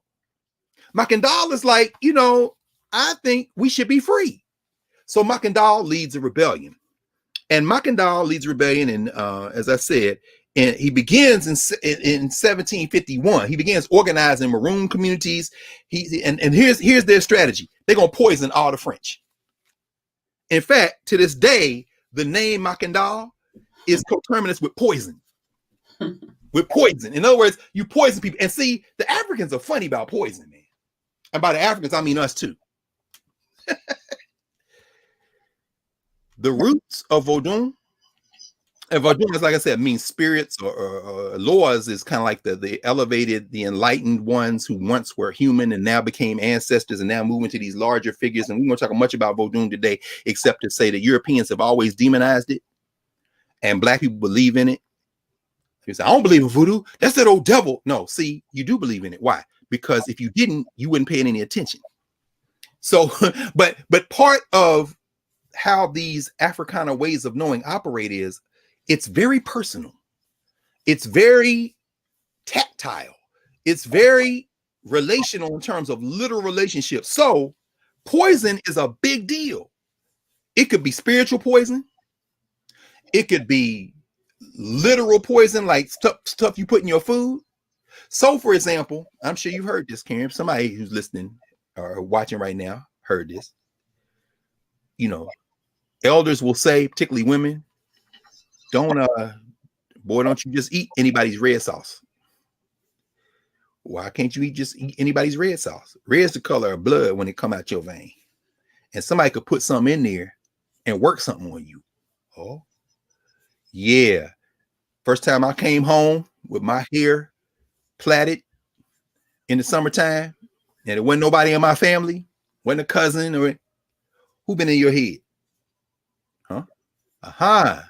Another girl. Do we know this girl? Is this girl somebody I know? Is this girl been over here? What does that mean? That means because hair is part of you. You don't let just anybody be in your head. Why? Because they could get some of your hair. They get some of your hair, they could work something on you. Toussaint, when he was meeting with Leclerc, who was Napoleon's brother-in-law, he said, would you like something to eat? He said, no, I'm good. Just give me some water. What did you do? Water? Yeah. Because I can't eat nothing, y'all around poison me. Why? Go Mackendal them like we'll poison everybody. They capture Mackendal, they put him to death, and well, 1758, he is arrested and he's taken off the scene. Now, those in certain ways of knowing will say he turned into a mosquito and flew away. They'll say that they put him at the stake, he slipped away and ran away. Some people say he evaporated on the stake. And look, in this season of Easter, and y'all know Easter is the first full moon after the equinox. The idea that Jesus was in the tomb and then they rolled the stone away and he was gone. And if you read the accounts, Matthew, Mark, Luke, and John, only one of them is an eyewitness account. What they say is the lady came and said, yeah, I saw it. And so none of them had no direct eyewitness of it. And the idea that he was resurrected, then he came back and appeared, right? Not to get too deep into this, we might have to do another one. We got another week. We got to take your time. Yeah, we're going to take our time on that one because the equinox, basically, I will mention this, however, the vernal equinox, where the day and the night are of equal length, had to sync up with other European traditions, which allowed the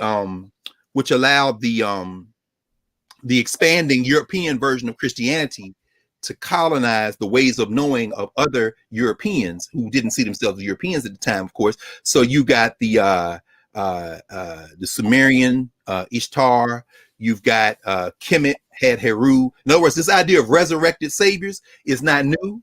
But that vernal equinox is interesting because you got Eostre, for example, who was German. This was quote unquote pagan Europe. And when the Christians came in, they was like, Easter? What is it? Yeah, that's the rebirth. Okay, we got like rituals. We got spring equinox rituals. Yeah, well, it's kind of similar. Okay, how's that similar? Well, we got this resurrection. Oh, okay.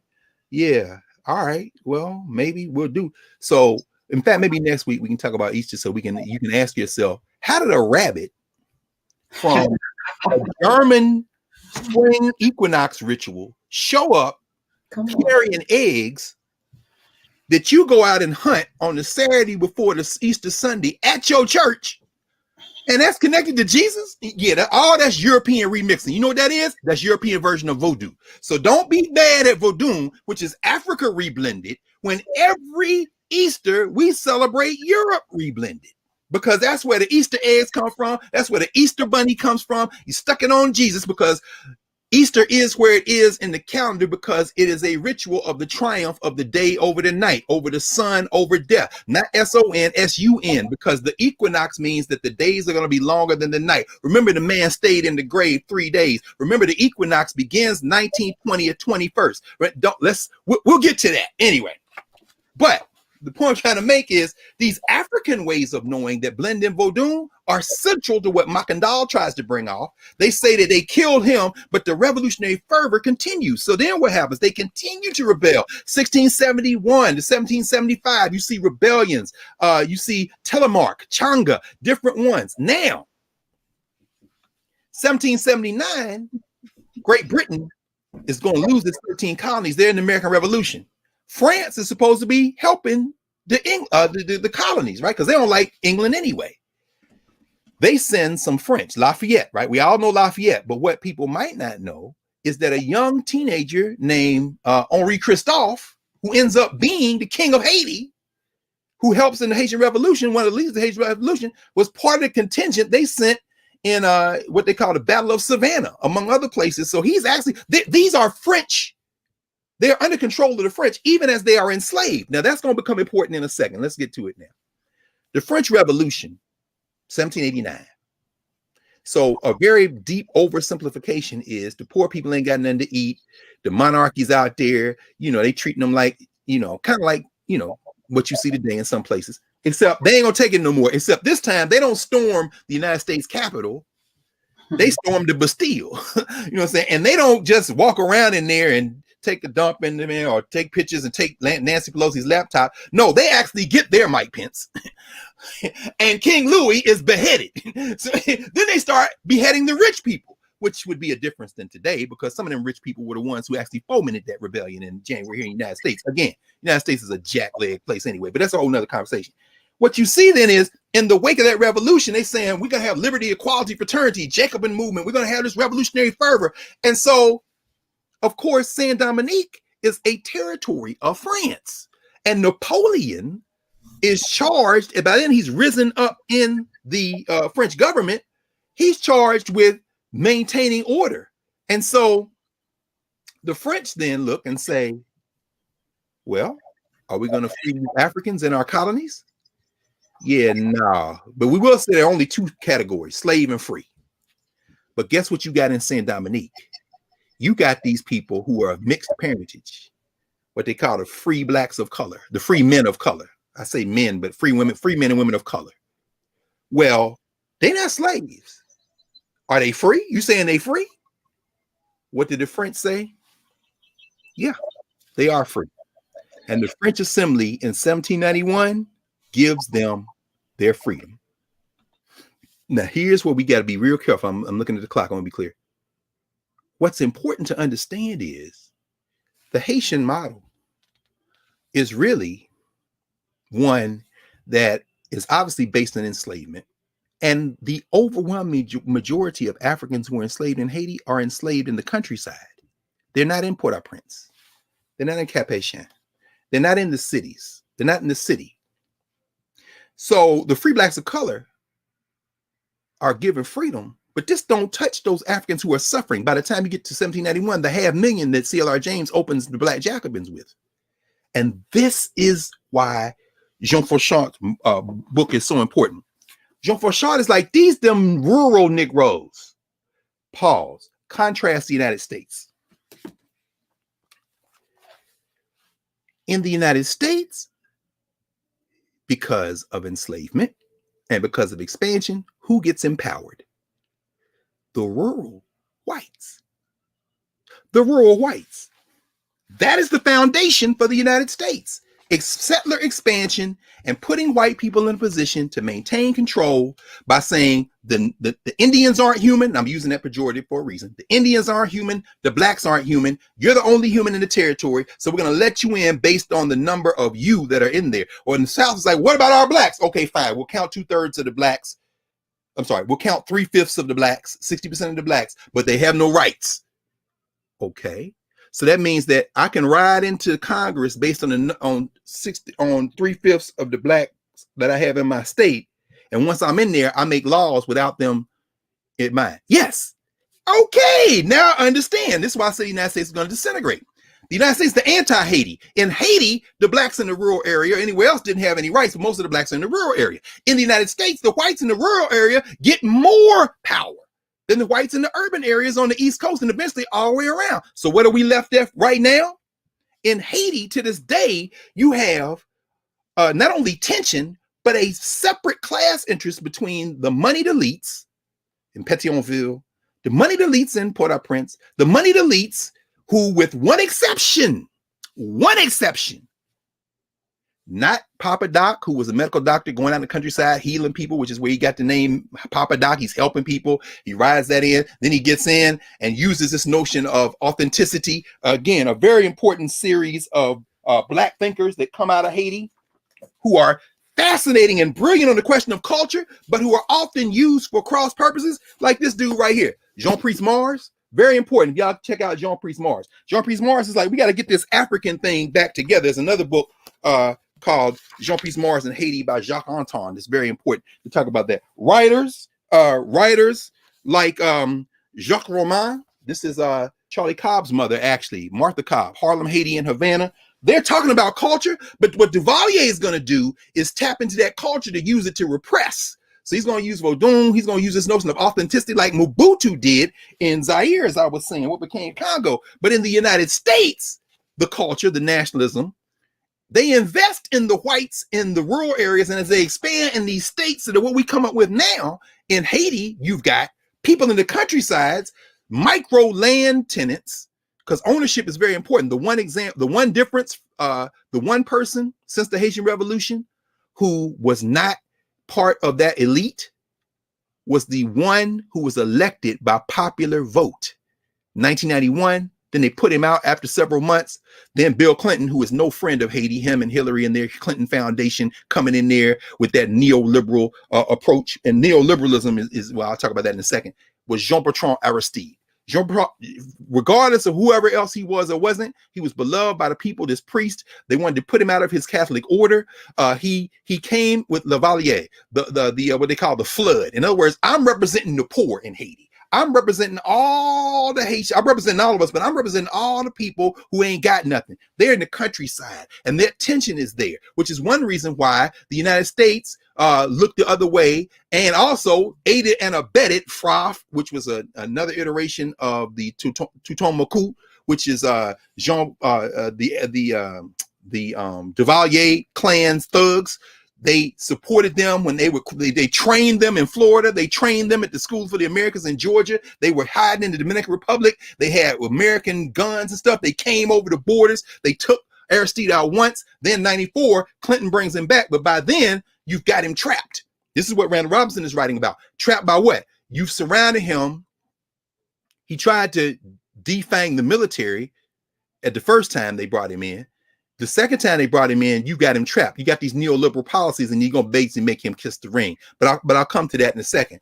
That's the only one who was popularly elected, because the tension is between the vast majority of Haitians who aren't part of that elite and that tiny elite who love Haiti, who love nationalism, but they also love stealing. They also love tax evasion. They love, and so they can be proud cultural Haitians and talk about Toussaint, talk about Dessalines, talk about even Henri Christophe. They know all the history, but what they not is the Haitian Maroons. Now contrast that to the United States, the anti-Haiti. When you invest in the rural people, you've got a democracy now. And your democracy is based on the cultural logic of the people you've invested in. If they had been able to pull off an investment in Haiti in the rural people, this is what Natalie is writing about in her dissertation, which I'm sure will soon be a book. This is what, in fact, this is a great book that just came out. Jean Casimir. It's called The Haitians, A Decolonial History. This is what Jean Casimir is talking about. In fact, he calls them the Mont Andeo, the largely African descended rural peasantry. These are the people who helped lead the revolution. When you read, for example, Warfare in Atlantic Africa, John Thornton's book. I'm gonna come to that in a second. I'm gonna wrap all this up, tie this up together in a second, but I want to make this point on America before we go any further, because this is the inflection point to contrast between the United States of America and Haiti. They invested in the rural folk in the United States. It's called the Electoral College. It's called the United States Senate. And so what do you have? The rural power in the United States is invested in the cultural mythology of the United States. That ain't you, Professor Hunter. That ain't me. That's them rural whites who get 2 senators apiece.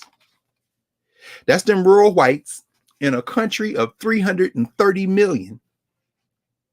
In a country of 330 million, 50 of the senators in the United States Senate represent 143 million people, and 50 of the senators in the United States Senate represent 185 million. There's a 43 million person gap in this country between senators represented by the White Nationalist Party and senators represented by the Democratic Party. Why? Because the rural investment gives, and let's just think about this for a second. The 51st smallest state, and I'm counting DC in it, is Wyoming. They got 578,000 people and 2 senators. 0.17% of the American population. 50th is Vermont. White as hell. They got 623,000 people. Now, they white as hell and they liberal because, slavery. Okay, fine. You got Bernie Sanders in it. 49th is DC with over 700,000 people. Next, Arkansas, 731,000 people, 2 Republicans. North Dakota, 884,000 people, 2 Republicans. South Dakota, 762,000, 2 Republicans. And then you keep going. You get to the first state with over 1 million people is Rhode Island. number 44. And to get to 1% of the American population, you got to go to number 29, Connecticut. They got 1.07. The country that's number 30, I'm sorry, the state that's number 30 in this country is Utah. They got 0.97% of the US population, and they got 2 senators. What does that mean? That unlike Haiti, which if they had empowered the rural folk in state building, and this isn't a critique of Toussaint, this isn't a critique of Christophe, this isn't a critique of Dessalines, which I'm gonna wind this together, because they're trying to create something they've never seen. Toussaint is allied with the French initially, switches to the Spanish, switches back to the French. They kidnap him, take him to France. Dessalines is like, F that. Man could have been a king. That's what C.L.R. James writes in the last part of the play, Toussaint Louverture. He said, maybe we should go with kingship. This is what Natalie is writing about in her dissertation. Maybe we should go with kingship. Why? Because our people know about kings. Because we had that structure in Africa, like we talked about last week. It ain't like the European structure, though. So, and then Christophe is like, well, hell, why would I stop at king? Emperor. So maybe we should do the imperial model. Let's liberate the Dominican Republic. We'll take the whole damn island. And so for a minute, it's like, yeah, Dessalines gets assassinated by his people. Dessalines is an interesting figure because in Dessalines' court, he's got these brilliant black folk who are beginning to think through, what does it mean to create a black country from scratch? We can't trust these Frenchmen. Now, why do I mention them? Let me mention one of them, because I wrote about these cats in my dissertation. I became fascinated with them. This is Baron de Vasty, the colonial system unveiled. People about Frantz Fanon, look up Baron de Vasty. Look this brother up, because he was born in 1781. He made transition in 1820. Baron de Vasty is a fascinating figure. De Vasty is like, how do we overthrow the thinking of slavery? Mind you, the gun smoke is still being smelled. The French coming back for a rematch, because once they've got Toussaint, they sent Leclerc, who is Napoleon's brother-in-law, to go, take Toussaint out. But I mean, let me not get too far. Let me make the American comparison, and then I'll go back to finish the chronology. When you have a nation state, nation meaning common culture, common language, common memory, state meaning the form of government you have. America is not a nation state. America is a state with many different nations in it. And it was built as a settler state with an emerging national concept of whiteness, one that was locked into the structure as a result of investing these whites, largely rural whites. This is stuff you learn in elementary school. America is really about small farmers and hard work, and and talked about rural, and Thomas Jefferson was a farmer. Really is a farmer, not a slave owner. The Africans was farming. But at any rate, that mentality then situates the concept of America, the nation concept, with whiteness, which is why, Donald Trump, whose people just came here yesterday, can say our country. When you talk about our country means the white nation, the one out there in Idaho, the one out there in Utah. But they're Mormons. No, whiteness trumps everything. And they get 2 senators, which means I don't give a damn how many of you blacks and Puerto Ricans are in New York City, how many of you Negroes come to Atlanta, how many of you indigenous folk or Chicanos or Latinos, however you want to call whatever the label they're trying to get you to keep you sliced and diced, or in LA or Austin or Houston, Texas, you get 2 senators too. And as long as we have whiteness invested in these places and you don't overrun those places with your babies, we're going to run this till the wheel fall off. And guess what?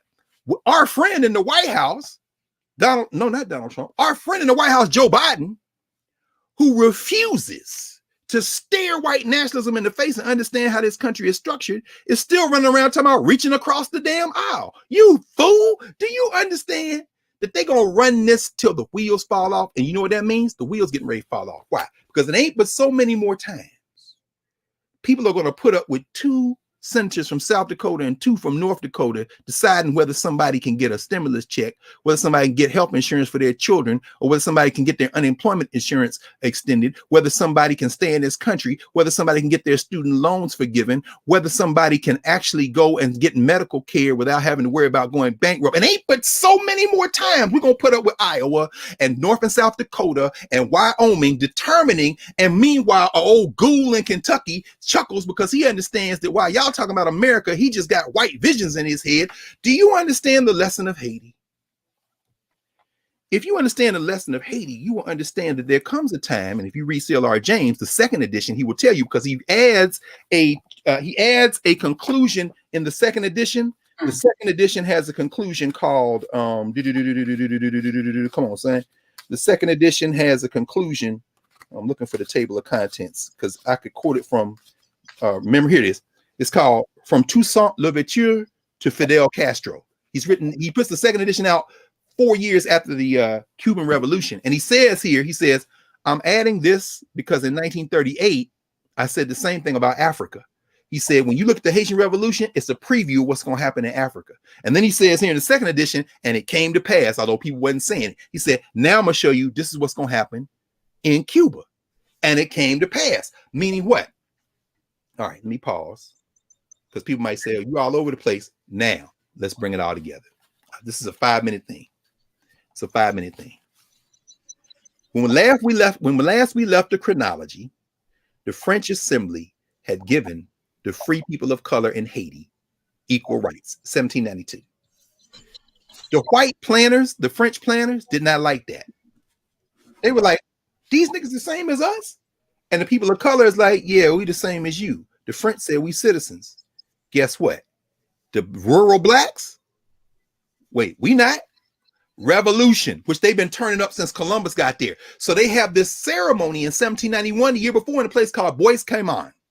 All you Africans from Haiti know about the Bois Cayman ceremony.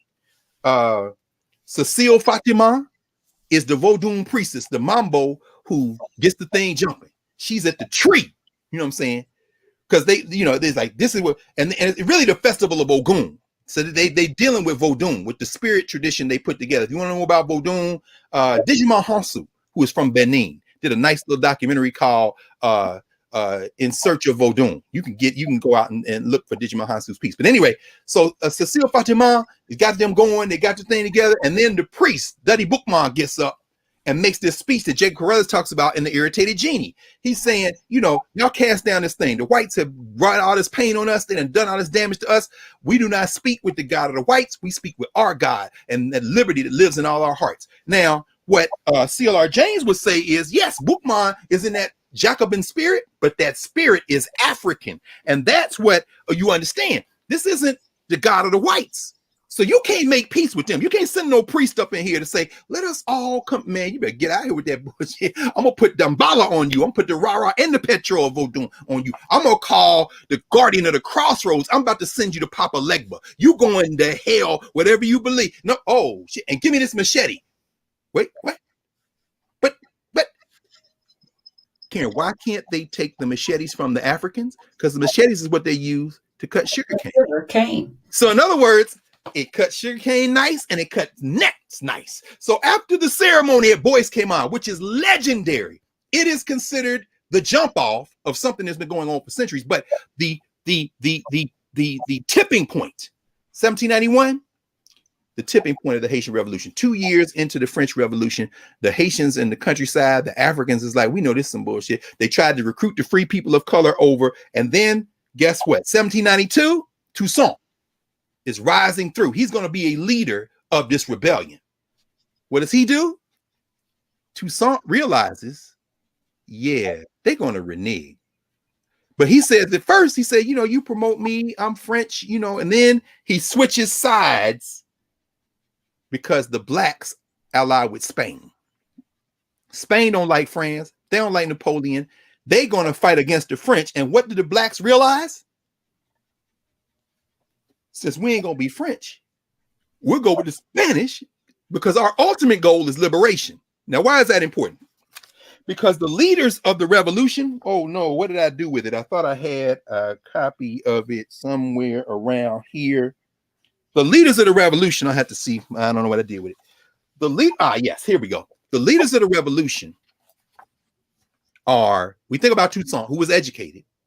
We think about Dessalines, who comes after him, and Christophe, who comes after him, who were enslaved as well, but didn't have that same education.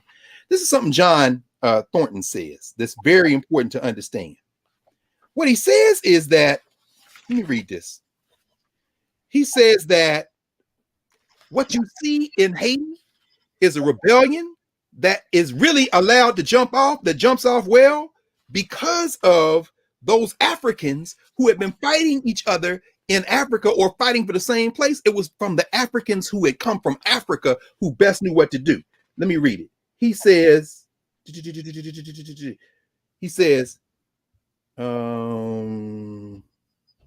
contemporary observers often thought these revolts were the product of some sort of inherent militancy on the part of the rebels. This sort of thing was said in the Spanish Indies in the 16th century of the Jollof and would be repeated many times with regard to the Coromantes as well. That's Jamaica. What is more likely, however, is that the circumstance of enslavement in these groups, a high percentage of ex-soldiers, perhaps the presence of former officers as well. These are African armies. And the rapid buildup and close proximity of former comrades in arms in American settings made the revolts possible. Even if the revolts were not simply led by former officers, as the St. John revolt was, certain features of military life are likely to have encouraged revolts. He says these complexities came to a head in the Haitian Revolution, the largest and most complex slave revolt in history. The African military background of some of the participants cannot explain all the events of the revolt, nor account for its leadership, even from the earliest times. But certainly, African soldiers also played a role in the revolt. The original revolt in 1791 was largely organized by Creole slaves who probably had no military experience at all. Creole meaning they were born on the island. He says, but he don't mean Creole like white, black. He's talking about not only people who may be mixed race, but mostly people who was born Creole, meaning I was born in Haiti. I wasn't born in Africa. So he goes on to say, he says, but it was given strength by Africans who, according to early leaders, had served in African armies. The ex-soldiers did most of the fighting in the early weeks and were organized in ethnic-based units. Let me pause there. After they said this thing is going, oh, by the way, when they did that, when they had the boys came on ceremony, they went and started setting fire to the plantations. And within a short time, they controlled the North Claw. Very important. Now, I'm going to stop with this. I'm just going to raise this. What Thornton says is there were enough people who were from Africa to say we're all for the same revolution, but we're going to fight based on our nations, based on our national groups. So they organized themselves, and there were enough military people to know how to do guerrilla warfare. And that's what allowed Toussaint the time to build an army. And how did he build an army? This is the genius of Toussaint Louverture. And if you want to read about Toussaint Louverture, there have been a number of books. There's a publication out of New York called Jacobin. This is actually a book that they published as well on Toussaint Louverture, Fordic, and Hodgeberg. This is one of the more recent books. There are a couple of other good books on Toussaint. I think I showed them in a previous edition, so we won't get into that. But Toussaint says, I'm with the French. You know, make me the leader and I'll help you fight against the Spanish. And so the French are like, okay, well, we'll deputize you. So while the Haitian Revolution is going on and the people from the fields led by and commingled with the Africans are engaging in this warfare against the French, Toussaint is using the French to build an army ostensibly to fight the Spanish because the French have promised ultimately they're going to abolish enslavement completely. And guess what? A whole time they thinking, y'all ain't gonna do that. This is the genius. Y'all ain't gonna do that. And Napoleon asked, you know, he was gonna renege. So when it's clear that they're going to renege, they switch sides to the Spanish to fight the French. And it's like, I never said we was going to renege. Yeah, we know what y'all getting ready to do. And the French Assembly, let's do this right quick. In 1794, the French Assembly abolished slavery. Toussaint went with the French and defeated the Spanish in 1795. And in 1797, the French made him the commander-in-chief of the island. And then 1798, using the French muscle, he defeats the English. And in 1799, there's a civil war between the black people and these free people of color. Why? Because, you know, the free people of color said, we're citizens. Y'all slaves, y'all free. Look, they promised us ultimately they're going to abolish slavery everywhere. And Napoleon became first Consul of France in 1799. And Toussaint then took the Spanish part of the island. For a moment, they had brought the whole thing together. They published a constitution in 1801. And in 1802, what happens? 1802, Leclerc, Napoleon's brother-in-law, comes in and says, yeah, I'm here. I want to negotiate with Toussaint. Toussaint's like, yeah, we all gonna be free, right? The Spanish talking about these free people of color. I mean, the French talking about these free people of color. But we all gonna be free, right? Oh yeah, y'all gonna be free. Look, let's disarm the army. Let's get them to lay their weapons down. And what weapons? We use machetes too. Oh yeah, well you can't get rid of the machetes. We need the sugar. Okay, well anyway, long story short, they kidnap Toussaint, take him to France. He dies in prison. Dessalines is like, told y'all. Then they come back and tell Dessalines, look, disarm the army. So Dessalines pretends to disarm and he stalls them. Why does he stall? Because it's getting ready to be the rainy season. And guess what happens in the rainy season? The rest of the Haitian army comes, known as the African mosquitoes. The mosquitoes decimate the French military while Dessalines' forces finish the job and they wipe out the French. At which point Dessalines is like, I have avenged America. 1803, Toussaint starves to death in that French prison. In November 1803, after that rainy season, the French surrender and get the hell out of Dodge. And January 1st, 1804, Jean-Jacques Dessalines and the Haitians proclaim independence. They put a constitution together. He doesn't make it for about 2 years. He's assassinated. And then they have a civil war. There are two independent states established in 1807. And that's problematic because Henri Christophe takes off after him. He takes the North. But in the South, you got another person on the throne. I mean, he tried to create a democracy, but they have a problem because these rural blacks, they haven't had the time to figure out what kind of state they're going to build, and they still need the money. So as they need the money, they've got to create an economy that will allow to export and trade, but they are surrounded by the French colonies, the British colonies. Napoleon said he was going to abolish slavery. Then they find out, which is why Dessalines was like, yeah, that's some bullshit. They reestablished enslavement in Martinique and Guadeloupe, the other French colonies. You got Jamaica. The English have it now, having taken it from Spain. They are surrounded by hostile groups. They're the only place in the Western Hemisphere that is free black. And they are terrifying everybody. Thomas Jefferson talking shit. Man, I'm sorry. I should mention one other thing.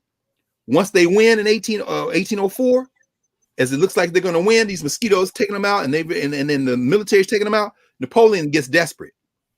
He trades with Spain to get full control over New Orleans and the whole middle part of the Mississippi Valley, which he was going to expand into an empire and use as revenue to take over all of Europe. But because of what these black women and men did to him, he sells that part of what becomes the United States to Thomas Jefferson and the Americans for $15 million. So everybody in those states, talking about Lewis and Clark and York, whether you're in Missouri, whether you're in Louisiana, all the way up to Minnesota and then west, you have the Haitians to thank. You have the Haitians to thank because they bankrupted Napoleon. And Napoleon needed that money to engage in his quest of attempts at conquest, which ended in 1815 at Waterloo. But the Louisiana Purchase is because the Haitians robbed France of their ATM. You understand? So we don't have time today. Maybe we might keep going, but I went through all that and I just did it very quickly because from that period, you have a period when Henri Christophe builds the Citadel. He says, y'all ain't never invading us again. So when you go to Haiti, it's built high on a cliff, right? In fact, when he died, he killed himself because he was already sick. He thought there was going to be a coup. He was there to 1820. He's buried at Citadel, right? So he can look over everything to the north. So y'all ain't never coming back over here to bother us. They have, I didn't even get to the major thing with the United States. Abraham Lincoln did not. In fact, I pulled Abe Lincoln because some people love Abe Lincoln, and I know they do. So I thought I had Honest Abe around here somewhere, but I won't be able to find him either. Abe Lincoln gave a speech to Congress where he said, yeah, I'm trying to convince these Negroes to leave. Oh, here it is. He said, I'm trying to convince these Negroes to leave. He gave this speech December the 1st, 1862. He says, applications have been made to me by many free Americans of African descent to favor their immigration, meaning with an E. 1862, you got some black people saying, well, let's just leave. We'll go to Haiti. He says, with such a view to such colonization as was contemplated in recent acts of Congress.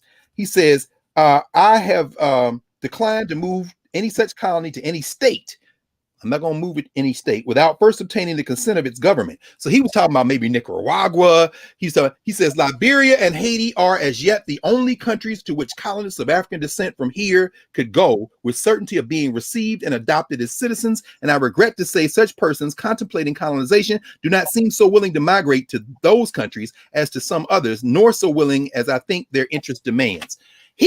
Abraham Lincoln trying to figure out a way to get rid of y'all while y'all worshiping this man.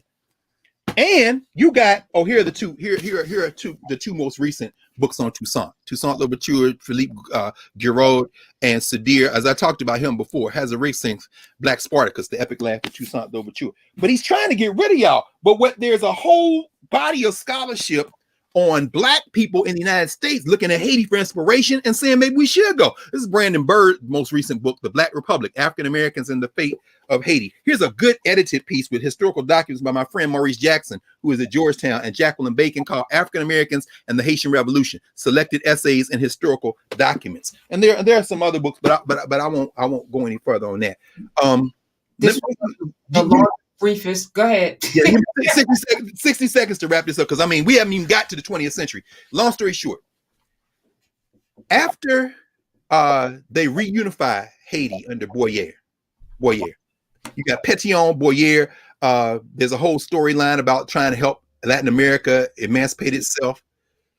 Over the arc of the next century, Haiti is by the way, the United States recognizes Haiti in 1862. This is why Lincoln is talking. One reason is because the Civil War is going on, and he's still trying to think about how we can have a United States without Black people. That's Lerone Bennett's piece. But from the end of the Civil War up into the first quarter of the 20th century, Haiti is kept at arm's length. There's some interesting thinkers like Antonin Furman. I wish we could time to talk about Thurman. If you know the name Sheikh Anta Diop, you should know the name Antonin Furman, who's writing about the equality of the races in the late 19th century. Very important figure.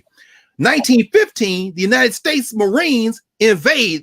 sends Marines to invade Haiti, and they occupy Haiti from 1915 to 1934, and they put down a rebellion. They execute some Black folk who are trying to resist that rebellion, resist their occupation. And that is the period, 1915 to 1934, arguably, that is the period when the United States puts most forcibly its 2 cents into keeping Haiti in the trouble it has been in since then. Because it is the United States who sets up the military. It is the United States who reinforces the elite in Haiti, who have always had a distance from the rural folk. After the United States leaves, that's when you see the rise ultimately over the next couple of decades, eventually culminating in 1957 with the election of Papa Doc Duvalier. Then Baby Doc Duvalier, 1986. You see a series of military governments, coup d'etats back and forth. The United States, as long as what keeps coming, everything from baseballs.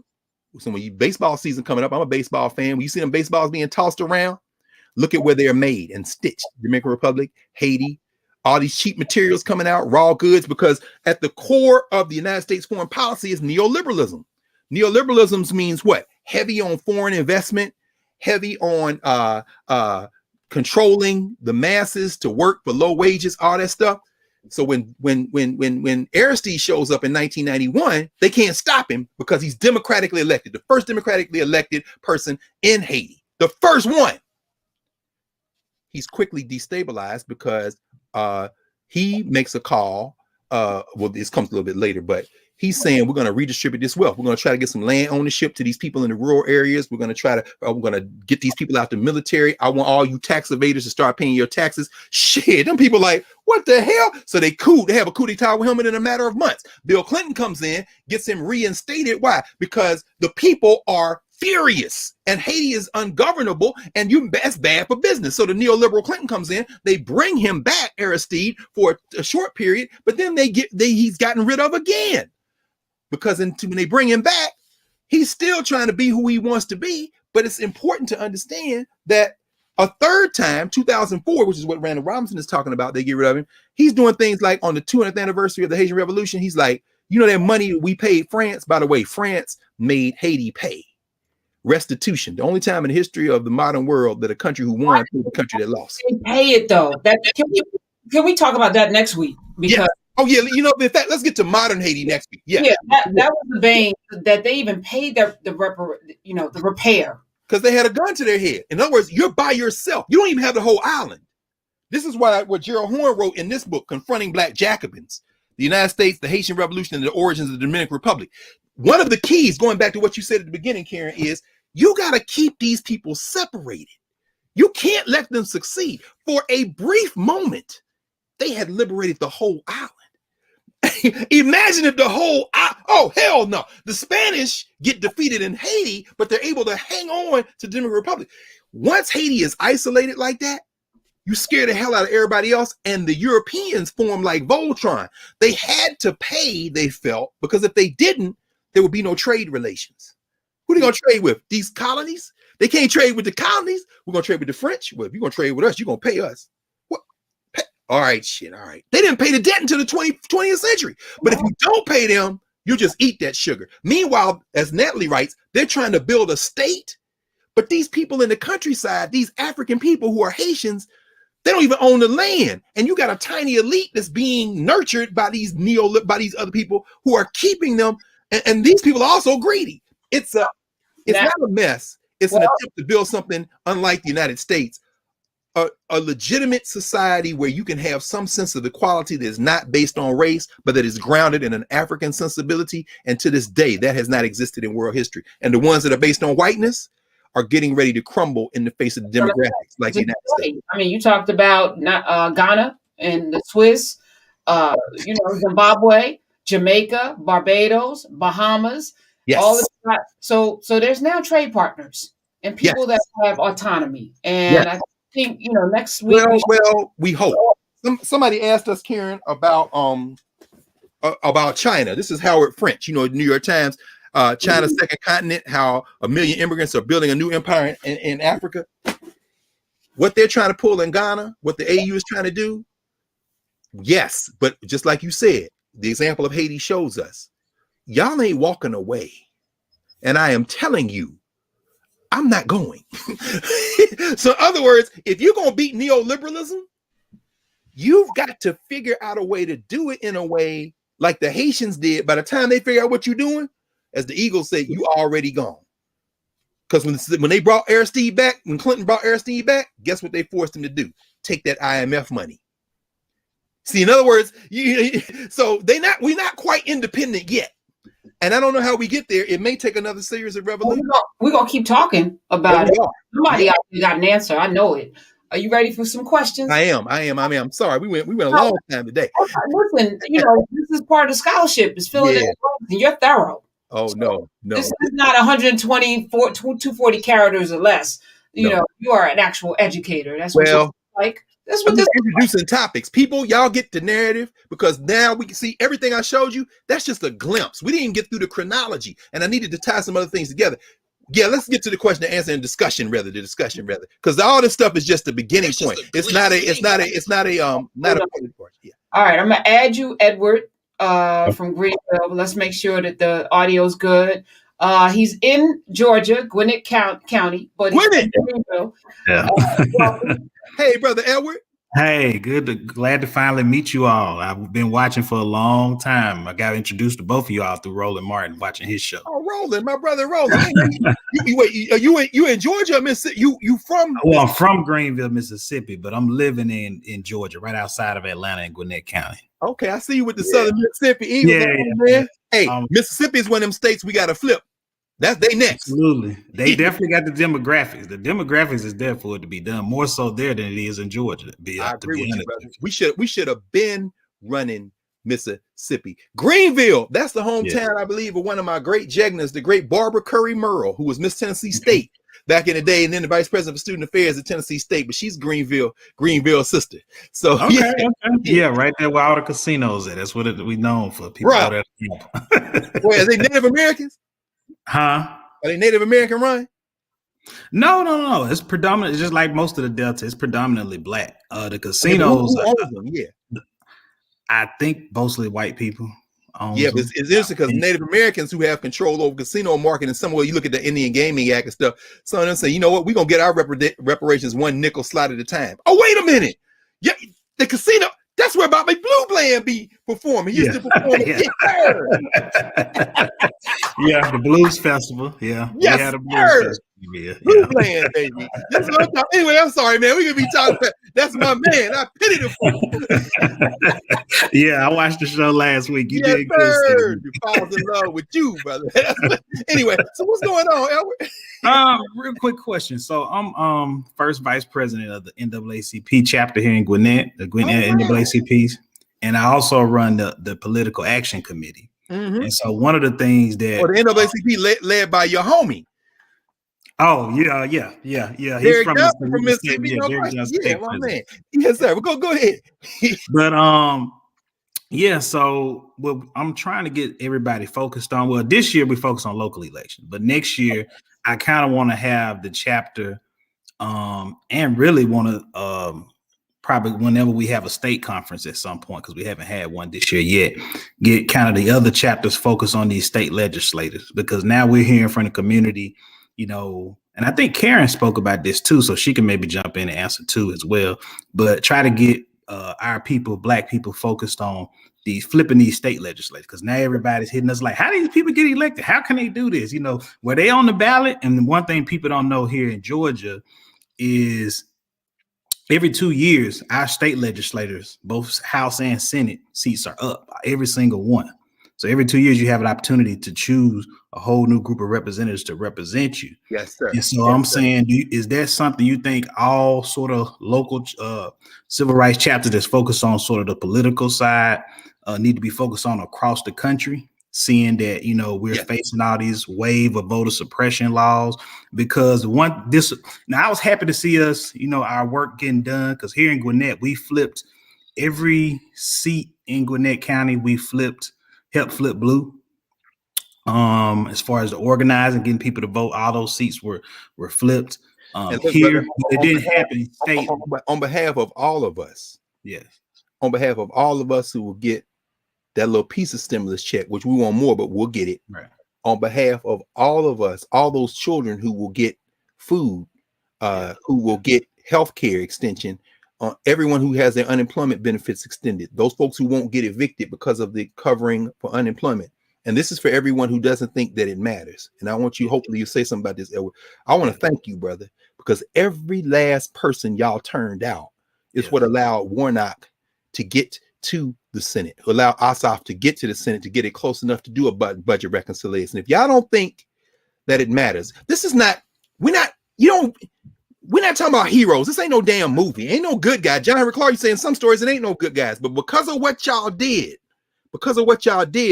somebody is not worried about their unemployment benefit being not supplemented all the way through the fall. Right. So I want to thank you, brother. And please help us understand why that's important.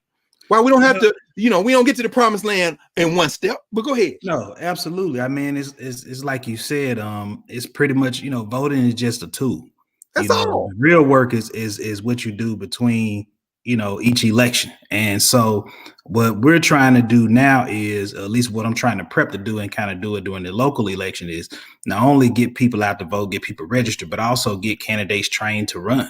Even though we nonpartisan, we can still get, we can still have people support people policies. So that's kind of what we focus on, and to make sure that, a lot of these sort of people that's sitting at the legislature now are not running unchallenged, because that happened in one of the districts I'm in. This person ran unchallenged. Wow. And so that's why I said in Georgia, we did a great job of, like you said, with the federal elections, the president and the 2 Senate seats. But one of the things I was a little disappointed in, we didn't change anything from a state legislative complexion. Those seats kind of stayed. Gerrymander. Some of it is that, definitely. But do you think do you think that's something, even in its current configuration, that can be overcome? Yes, yes. I definitely think that's something. I think it's something in HR 1 that's going to make gerrymandering nonpartisan throughout all 50 states, along with states getting early voting, like my home state of Mississippi and my wife's home state of Alabama. Because they don't have early voting there. Yeah. We also in the South. Your wife and my mom are both Alabamians. I consider myself a second generation Alabamian. That's my. She's from Montgomery. On Tuskegee's faculty. That's one of my dreams, brother. But help us all understand this. what is your best thinking on the filibuster? I mean, we know it's got to go. Can a step toward eroding it, so maybe HR 1 becomes possible, the Lewis Voting Rights Act?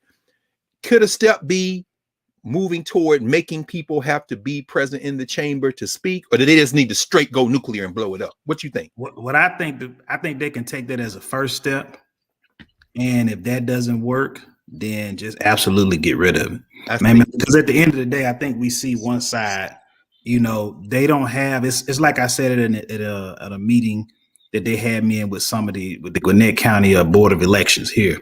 And the lady y'all may have heard the story. She made some comment about it. We keep allowing them to, these people to vote, that we'll never win an election. We'll never win an election. That was Gwinnett County. That's right. So I said, why? I said the election had a high voter turnout. Republican voted by mail. Republican voters voted by mail. I think it was like a record high, and the margins were close. So why is y'all first knee-jerk reaction is to suppress the vote and not expand your electorate? And she really didn't have a good answer for that. That's fascinating. So do you think perhaps, and this is important, I know we were going on, but this is so important. I hope everybody's listening, because this is where the technical details come in. A lot of stuff, ideological. No. Set that aside.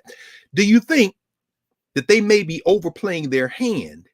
Because unless they can get their voters re-educated not to do mail-in, not to do the things that they're trying to strip out now in Atlanta and the Georgia legislature, do you think they could be shooting themselves in the foot with some of these voter suppression? Absolutely. That's why I think you see there's a little bit of a split. The lieutenant governor and the secretary of state right now are not on board with a lot of this legislation, whereas the rest of the state legislators in the House and Senate are. So yeah, it's almost like a civil war between them and between the ideology. And even when you study states like Alabama, where my wife is from, because we still keep up with politics there, you see Governor Kay Ivey is taking a different step to a lot of the laws that they're doing here in Georgia. So she's not even falling in line with a lot of the stuff that they're doing. So it's definitely a split. So I think they kind of hurting themselves. Really, Trump calling this thing election fraud suppressed a lot of their voter turnout, especially in North Georgia, where it's more Republican voters. Yes. I think, it's interesting you say that, Edward, because, and again, thinking about the Haitian Revolution and the struggle of the Haitian people, I think one of the things we have to do, and I think you're already doing it, I mean, this is the evidence. Haiti continues to struggle with what people struggle with generally. That's why I think those materialist-based critiques of Haiti and analysis of Haiti, in other words, class analysis, is very important. The elites in any society often see their interests as different than the majority of people. What we have to do, and what you've done, in fact, it seems to me, you're in Georgia there. We know Vernon Jordan at one point was state director in Georgia. And his counterpart in Mississippi was, of course, another of your homies, the great Medgar Evers. And you think about your wife's home state of Alabama, we think about the Loudoun County Freedom Organization and what the Student Nonviolent Coordinating Committee did there. One of the keys is to focus on those people who are beyond the platforms, who are beyond the elected officials, who are beyond the celebrities, to get out there and do that difficult work, the kind of work that John Dittmer in his book Local People talks about. I listened to my friend Dory Ladner talk about this idea of, out of Hattiesburg, Mississippi. You reach the people where they are, and you find the local leadership, and you work from there. This is what Aristide was trying to do in Haiti. It's one reason that's why they took him out in 91 and again in 94, and then finally again, and sent him out of the country. When you have conversation with folk who are in the little towns, when you have conversation with folks who are in the hood, and you're not coming as somebody telling them something, but somebody listening and trying to understand where they are grounded, you can knit together the type of political education and awareness that will lead to using the vote as a tactic, not as a destination, to help with political education. Understand that a politician is an employee, not a celebrity. We aren't voting on people because we like them or they're the first this or that. No, we've got goals, and what are you going to do to help us achieve our goals? And I think that finally, this voter suppression, the white nationalists in this country, this is the foundation of the United States of America. And I keep calling the GOP the White Nationalist Party because they have embraced white nationalism as their pathway to maintain political power. The White Nationalist Party for a long time was the Democratic Party. But the white nationalism is a floating signifier. It can go wherever it needs to go to be used. And so what you're facing in Georgia, of course, with the demographics continuing to change, what will happen now, we're in a period of transition. And I'm glad you mentioned civil war, because what will happen is that there will be conflicts, class conflicts, that will take place within the groups that we oppose. And let's be very clear, we oppose those groups. We don't oppose their humanity. We don't oppose them as individuals. We oppose the ideology of oppression. And any battle that we can win that helps us be a little less oppressed is an important battle to win. They didn't win the Haitian Revolution overnight. They didn't win it in a week. As I said, John Thornton said these Continental Africans who had been in the military bought them time. He says one of the failures of the Continental Africans who were at the beginning of the Haitian Revolution, 1791, 1792, is they organized themselves along those ethnic group lines, but that made them very small. So they were good at guerrilla warfare. They were good at hit and run, but they didn't have a concept of building a huge standing army. That's why Toussaint is so important with his knowledge and his interaction with the French. But what the Africans did was buy them time to build a standing army. Fast forward to what we're talking about now in terms of this political battle. What we have to do is organize people based on their local needs, on their local affiliations, on the, I guess, metaphorically, the equivalent of their national groups, their ethnic groups, their nations in those little tiny places. And as we're doing that, we have to also then, as you say, train folks who will be holding office once we get them in place to be able to see a picture where you can marshal all those forces.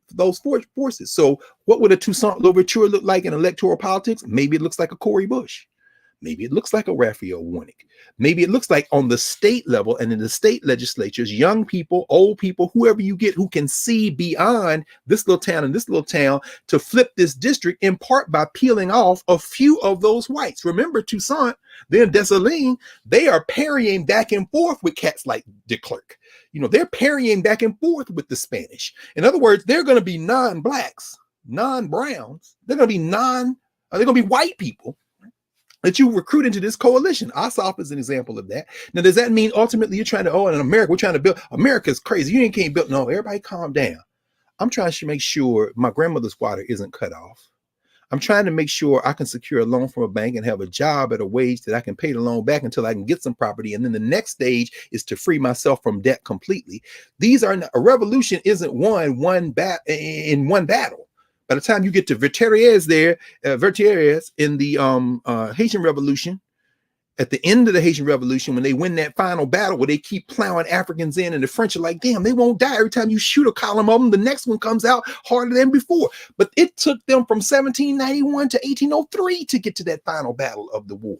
So thank you for the 2 Senate seats, because that got people checks all over the country, and it got some unemployment insurance extended, and people didn't get put out. And and that's not enough, but it got us more than we had before. And at the local level, finally, I think it's about the model that we saw developed with the Southern Negro Youth Conference, and then the Student Nonviolent Coordinating Committee with the voter education projects. John Lewis ran that at one time, with all of that work that is based on the nations that exist in those little towns, in those hoods, so that those people can then say, while we are building economic power, while we are moving through co-ops and coming up with creative solutions at the local level, we will take a day, whether you cut out all the early voting or not, we will come and we will bring our own food with us. So when you show up, it's against the law to pass out water. I brought 5 bottles of water. This is my shit. And we will break your back like we broke it in the 30s, like we broke it in the 60s, like we broke it in the 70s, like we broke it in the 80s and 90s. Except this time when we break it, it's going to stay broke, because I just did a head count and you don't have enough people. You ain't even built like that no more. But I think it starts with that local organizing. Yep. And thank you, Edward, for your commitment. Edward, yes. Everyone who rolls up their sleeves to get busy, and there are a lot of them. Georgia, you got Black Voters Matter, Cliff and Latasha, and of course, you got Stacey Abrams' group down there as well. And I think Mississippi is up for grabs with the Lumumbas. And there's a lot of attention right now. Things have changed. And I see it.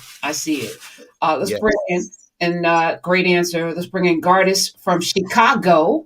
Gardis, Shy, what's up, brother? Hey. Professor Hunter and Dr. Carr, it's great to be here. Dr. Carr, I found you from a conversation I was having with a particular guy who we were talking about John Henry Clark, and Oh yeah. and we were talking about, okay, so what are the great living historians that we have?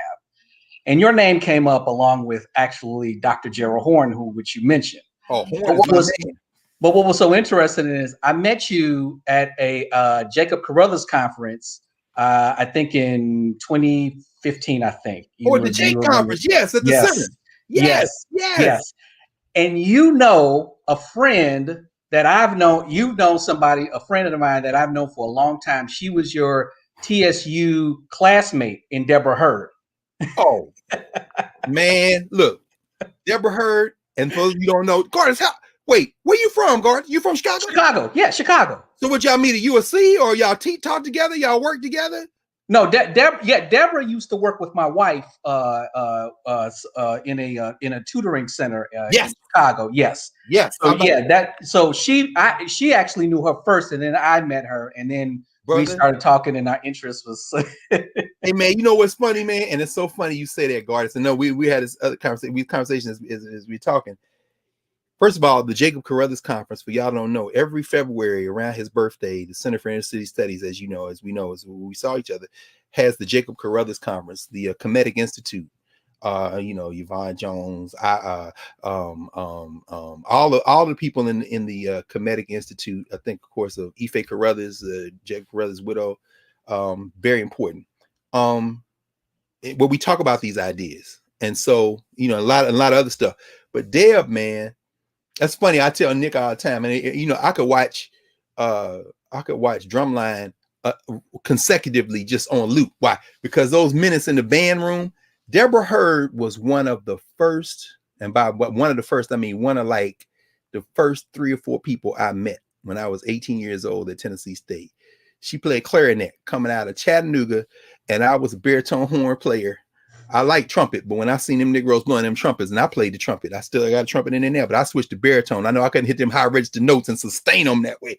Me and Deb go all the way. Mm-hmm. You know what I'm saying? We go back. She said. I mean, we go all the way back. That's my girl. And the only thing I say about her, and this is for everybody to understand, the people we see on platforms, you say TV, or they publishing books to these white book publishing companies, hey, that's great. Do everything. But when you have a sister like Deborah Hurd, who's finishing up at the University of Chicago, she's a professor. Deborah Hurd is an expert in Egyptian language, and she focuses particularly on material culture, archaeology, anthropology, material anthropology. She focuses on Nubia, so the Sudan. Deborah Hurd is equipped and has been on site for digs. So we got Black people who are trained in this stuff. In fact, she's part of a coalition, a group, I think, of Justin Donovan. My former students are brilliant. He does this, the Black Folks Dive. A very important brother, young brother Justin, who's down at Vanderbilt right now. And my brother, who is also he and Deb are very close as well, Mario Beatty, the Egyptian language teacher.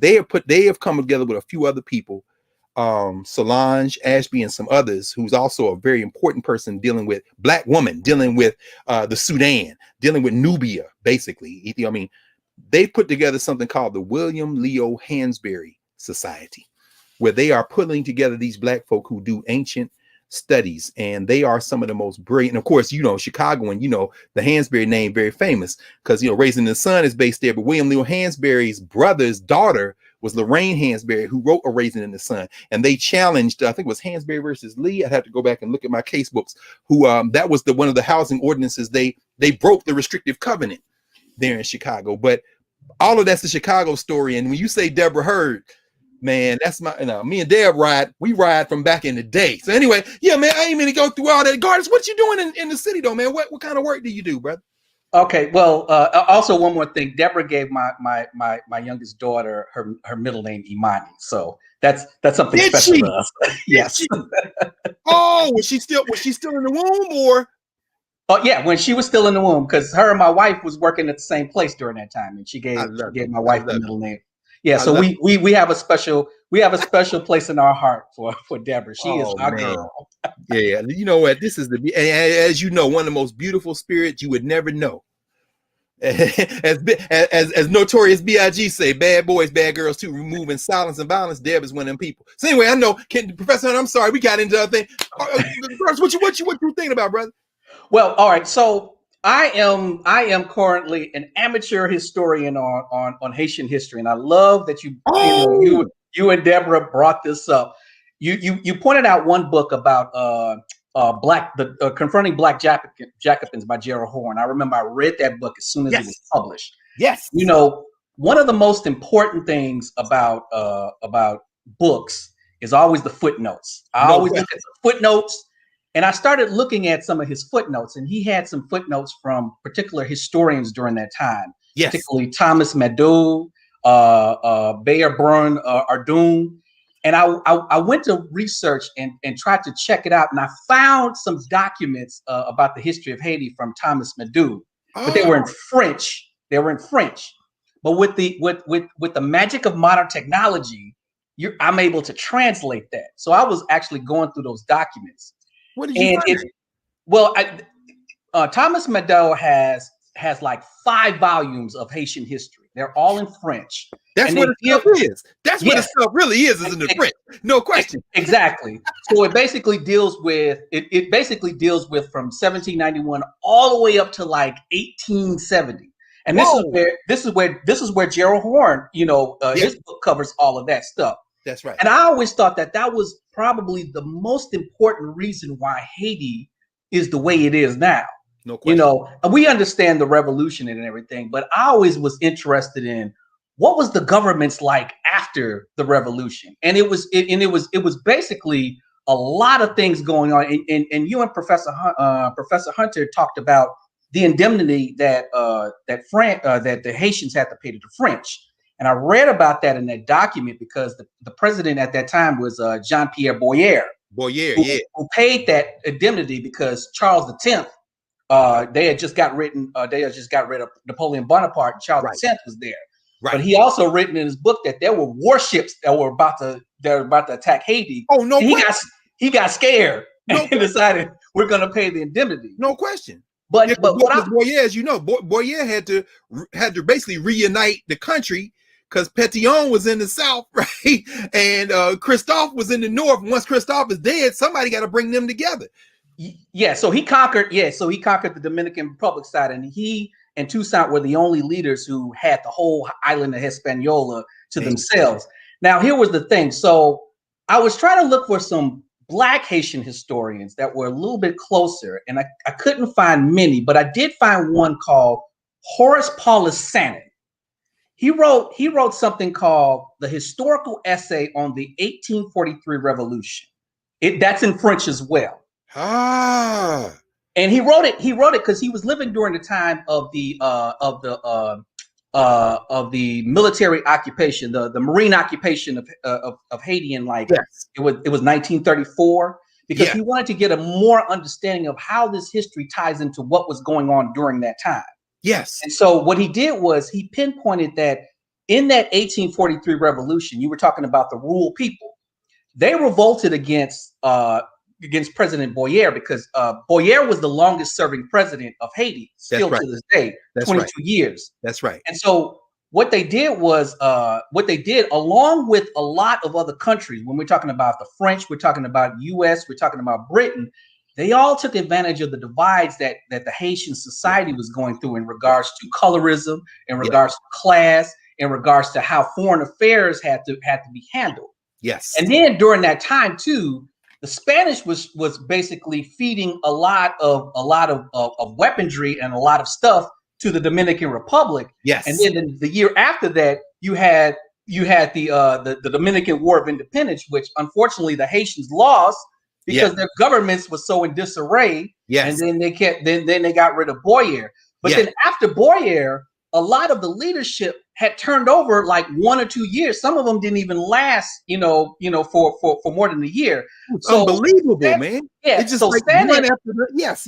Yeah. So Sanin basically in this essay was talking about how that was an important event, and that was a watershed moment on why Haiti is the way it is back then and why it is now, because they never resolved those conflicts that they had, even though they gotten together for, you know, the revolution and beat France, but they never resolved those conflicts. So I want to ask you, why is the focus on the 70 years after the revolution? Yeah.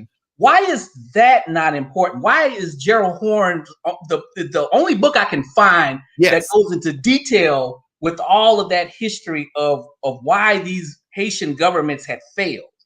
Well, I mean, I think you've already laid it out, Curtis. I think ultimately the villain of the piece, as we know, it's two-pronged. Well, that's actually one-pronged. The social structure, the external interference, the meddlers. We shouldn't have been on the island in the first place. We came during enslavement, obviously. And that's why Jacob Carruthers names his book The Irritated Genie. He says, in fact, he ends the book with Dessalines' ascension, and he uses it in some ways as a cautionary tale. He says, Jacob Carruthers used to always say this, as you probably know, do not snatch defeat from the jaws of victory. Because the two prongs, I won't say two prongs, I keep saying two prongs, but the external forces are able to do what they do in terms of disruption because of the internal dissent. That class question, that question, as you say, that leads to, after the reunification of Haiti and the long Boyer tendency, still Boyer does Pétion does, what Christophe does, what Dessalines does, what Toussaint does, which is what you haven't addressed the needs of the overwhelming majority of the Haitian people, the ones who fought and did most of the dying and winning in the revolution.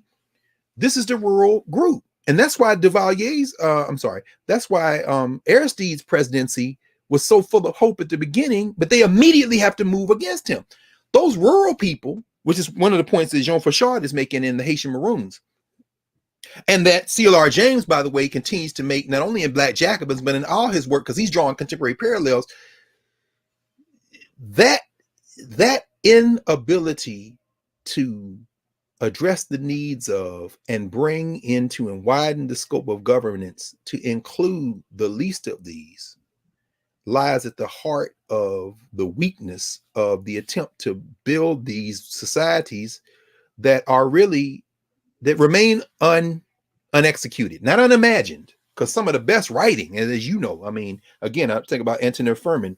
I mean, some of the best writing is from some of these Haitian elites, but at the same time, you're not addressing the material conditions that these people that you're writing about and talking about are suffering under. So I think ultimately the period you're talking about, which coincides, of course, with the acceleration of America building its empire of color, culminating in terms of Haiti, as you say, in the invasion of 1915. And I think now about Rayford Logan, for example, who wrote about that.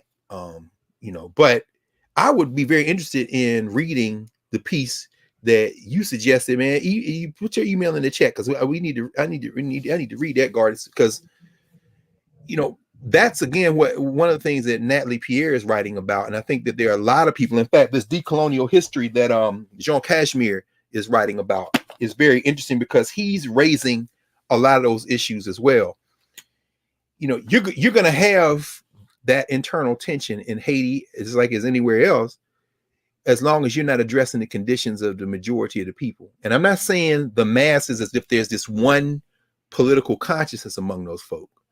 I think about Amiri Baraka. I think about John Jackson, who lived there in Chicago, his last days in Chicago.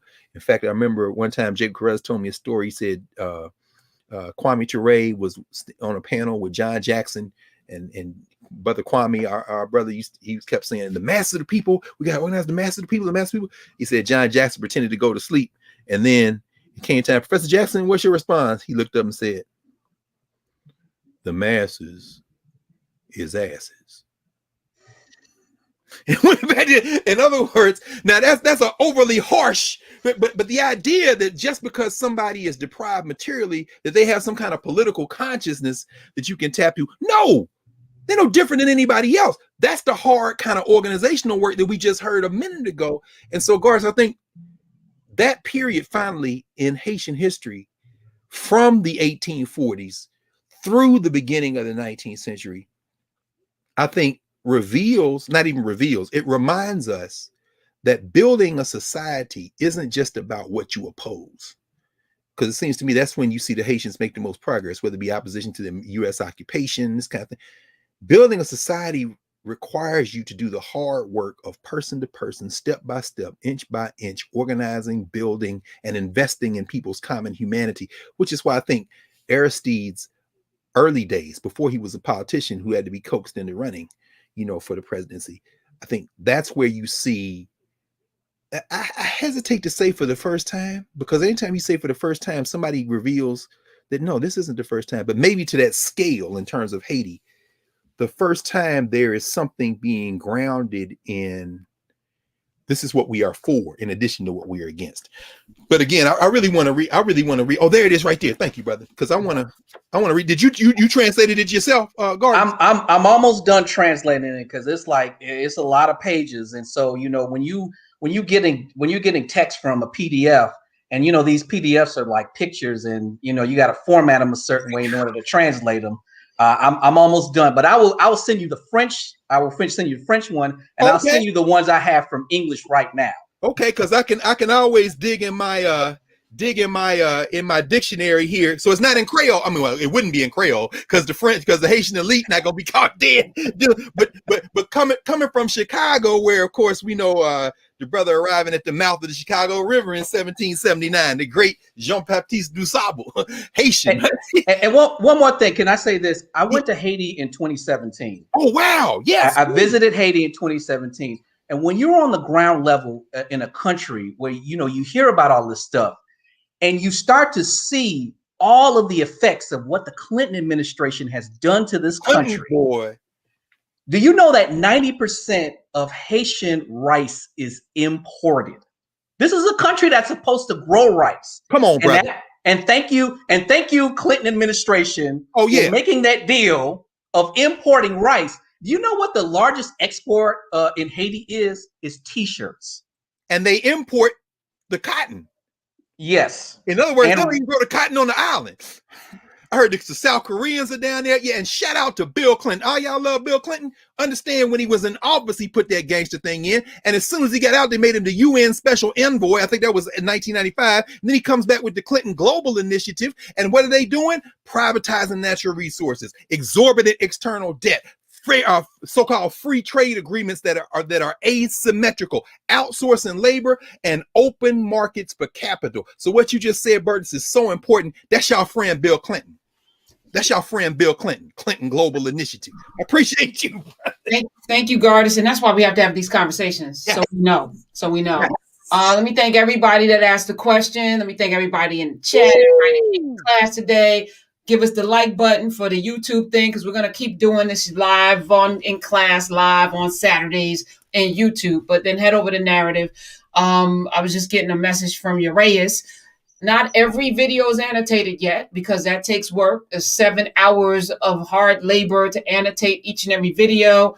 And there's only a handful of people doing it. Oh my God. We'll expand it. But right now, there's 7 amazing episodes in there. And every single episode that we've done are also in Narrative without commercials. So those of you complaining about the commercials, we're keeping them here on YouTube. So just, skip them. But if you want to uninterrupted, head over to narrative.com. You get all of that. The bibliography has been expanded, and next week we're adding some more things. We're still in beta for the next couple of weeks. So this is the time to sign up, because the price will change in April. Oh, yeah, please, y'all. Yeah, please do that, because I'm telling you, look, Professor Hunter, again, not only thank you, but my energy has been shifting all year. And here we are just passing the anniversary of this thing we went, but it has really accelerated over the last couple of months and even in the last couple of weeks. So that what we're doing now on Saturdays, what everyone's participating in, please understand that we are taking quantum leaps. So we're going to take another quantum leap very shortly. This is the center of it. So if you're sitting there thinking, wow, tuition, imagine what you would pay in tuition. Now imagine a small investment and for something that ultimately will be superior to what you would get in those spaces. And that's just the beginning, because it involves you. Every story that we've had today brought up, when you heard Edward, when you heard Gardis, everyone listening has a story. That's why you're a genius, Professor Hunter, when you say narrative. We all have stories. The books are points of entry, and we need them. But every one of these books is drawn from other people's stories. Right. And everybody has a story. So when we put our stories together, we will literally change the world. Maybe next week, we can talk about the end. I mean, there's a Haiti in North Carolina. Let's talk about it. You know what I'm saying? There's a reason those people named that neighborhood Durham, Haiti. There's another reason why Margaret Burroughs, the sister who started the oldest Black museum in the country in Chicago, she and Charlie Burroughs, is a reason they named it the DuSable Museum, because that Haitian founded the city of Chicago. So Anyway. And let me thank Kareem and Donica, all the moms. Thank you, Donica. Appreciate y'all, Urace and Carl. We'll see everyone next week. Be safe, wear a mask, and love yourselves. Love you. Yes. Love you.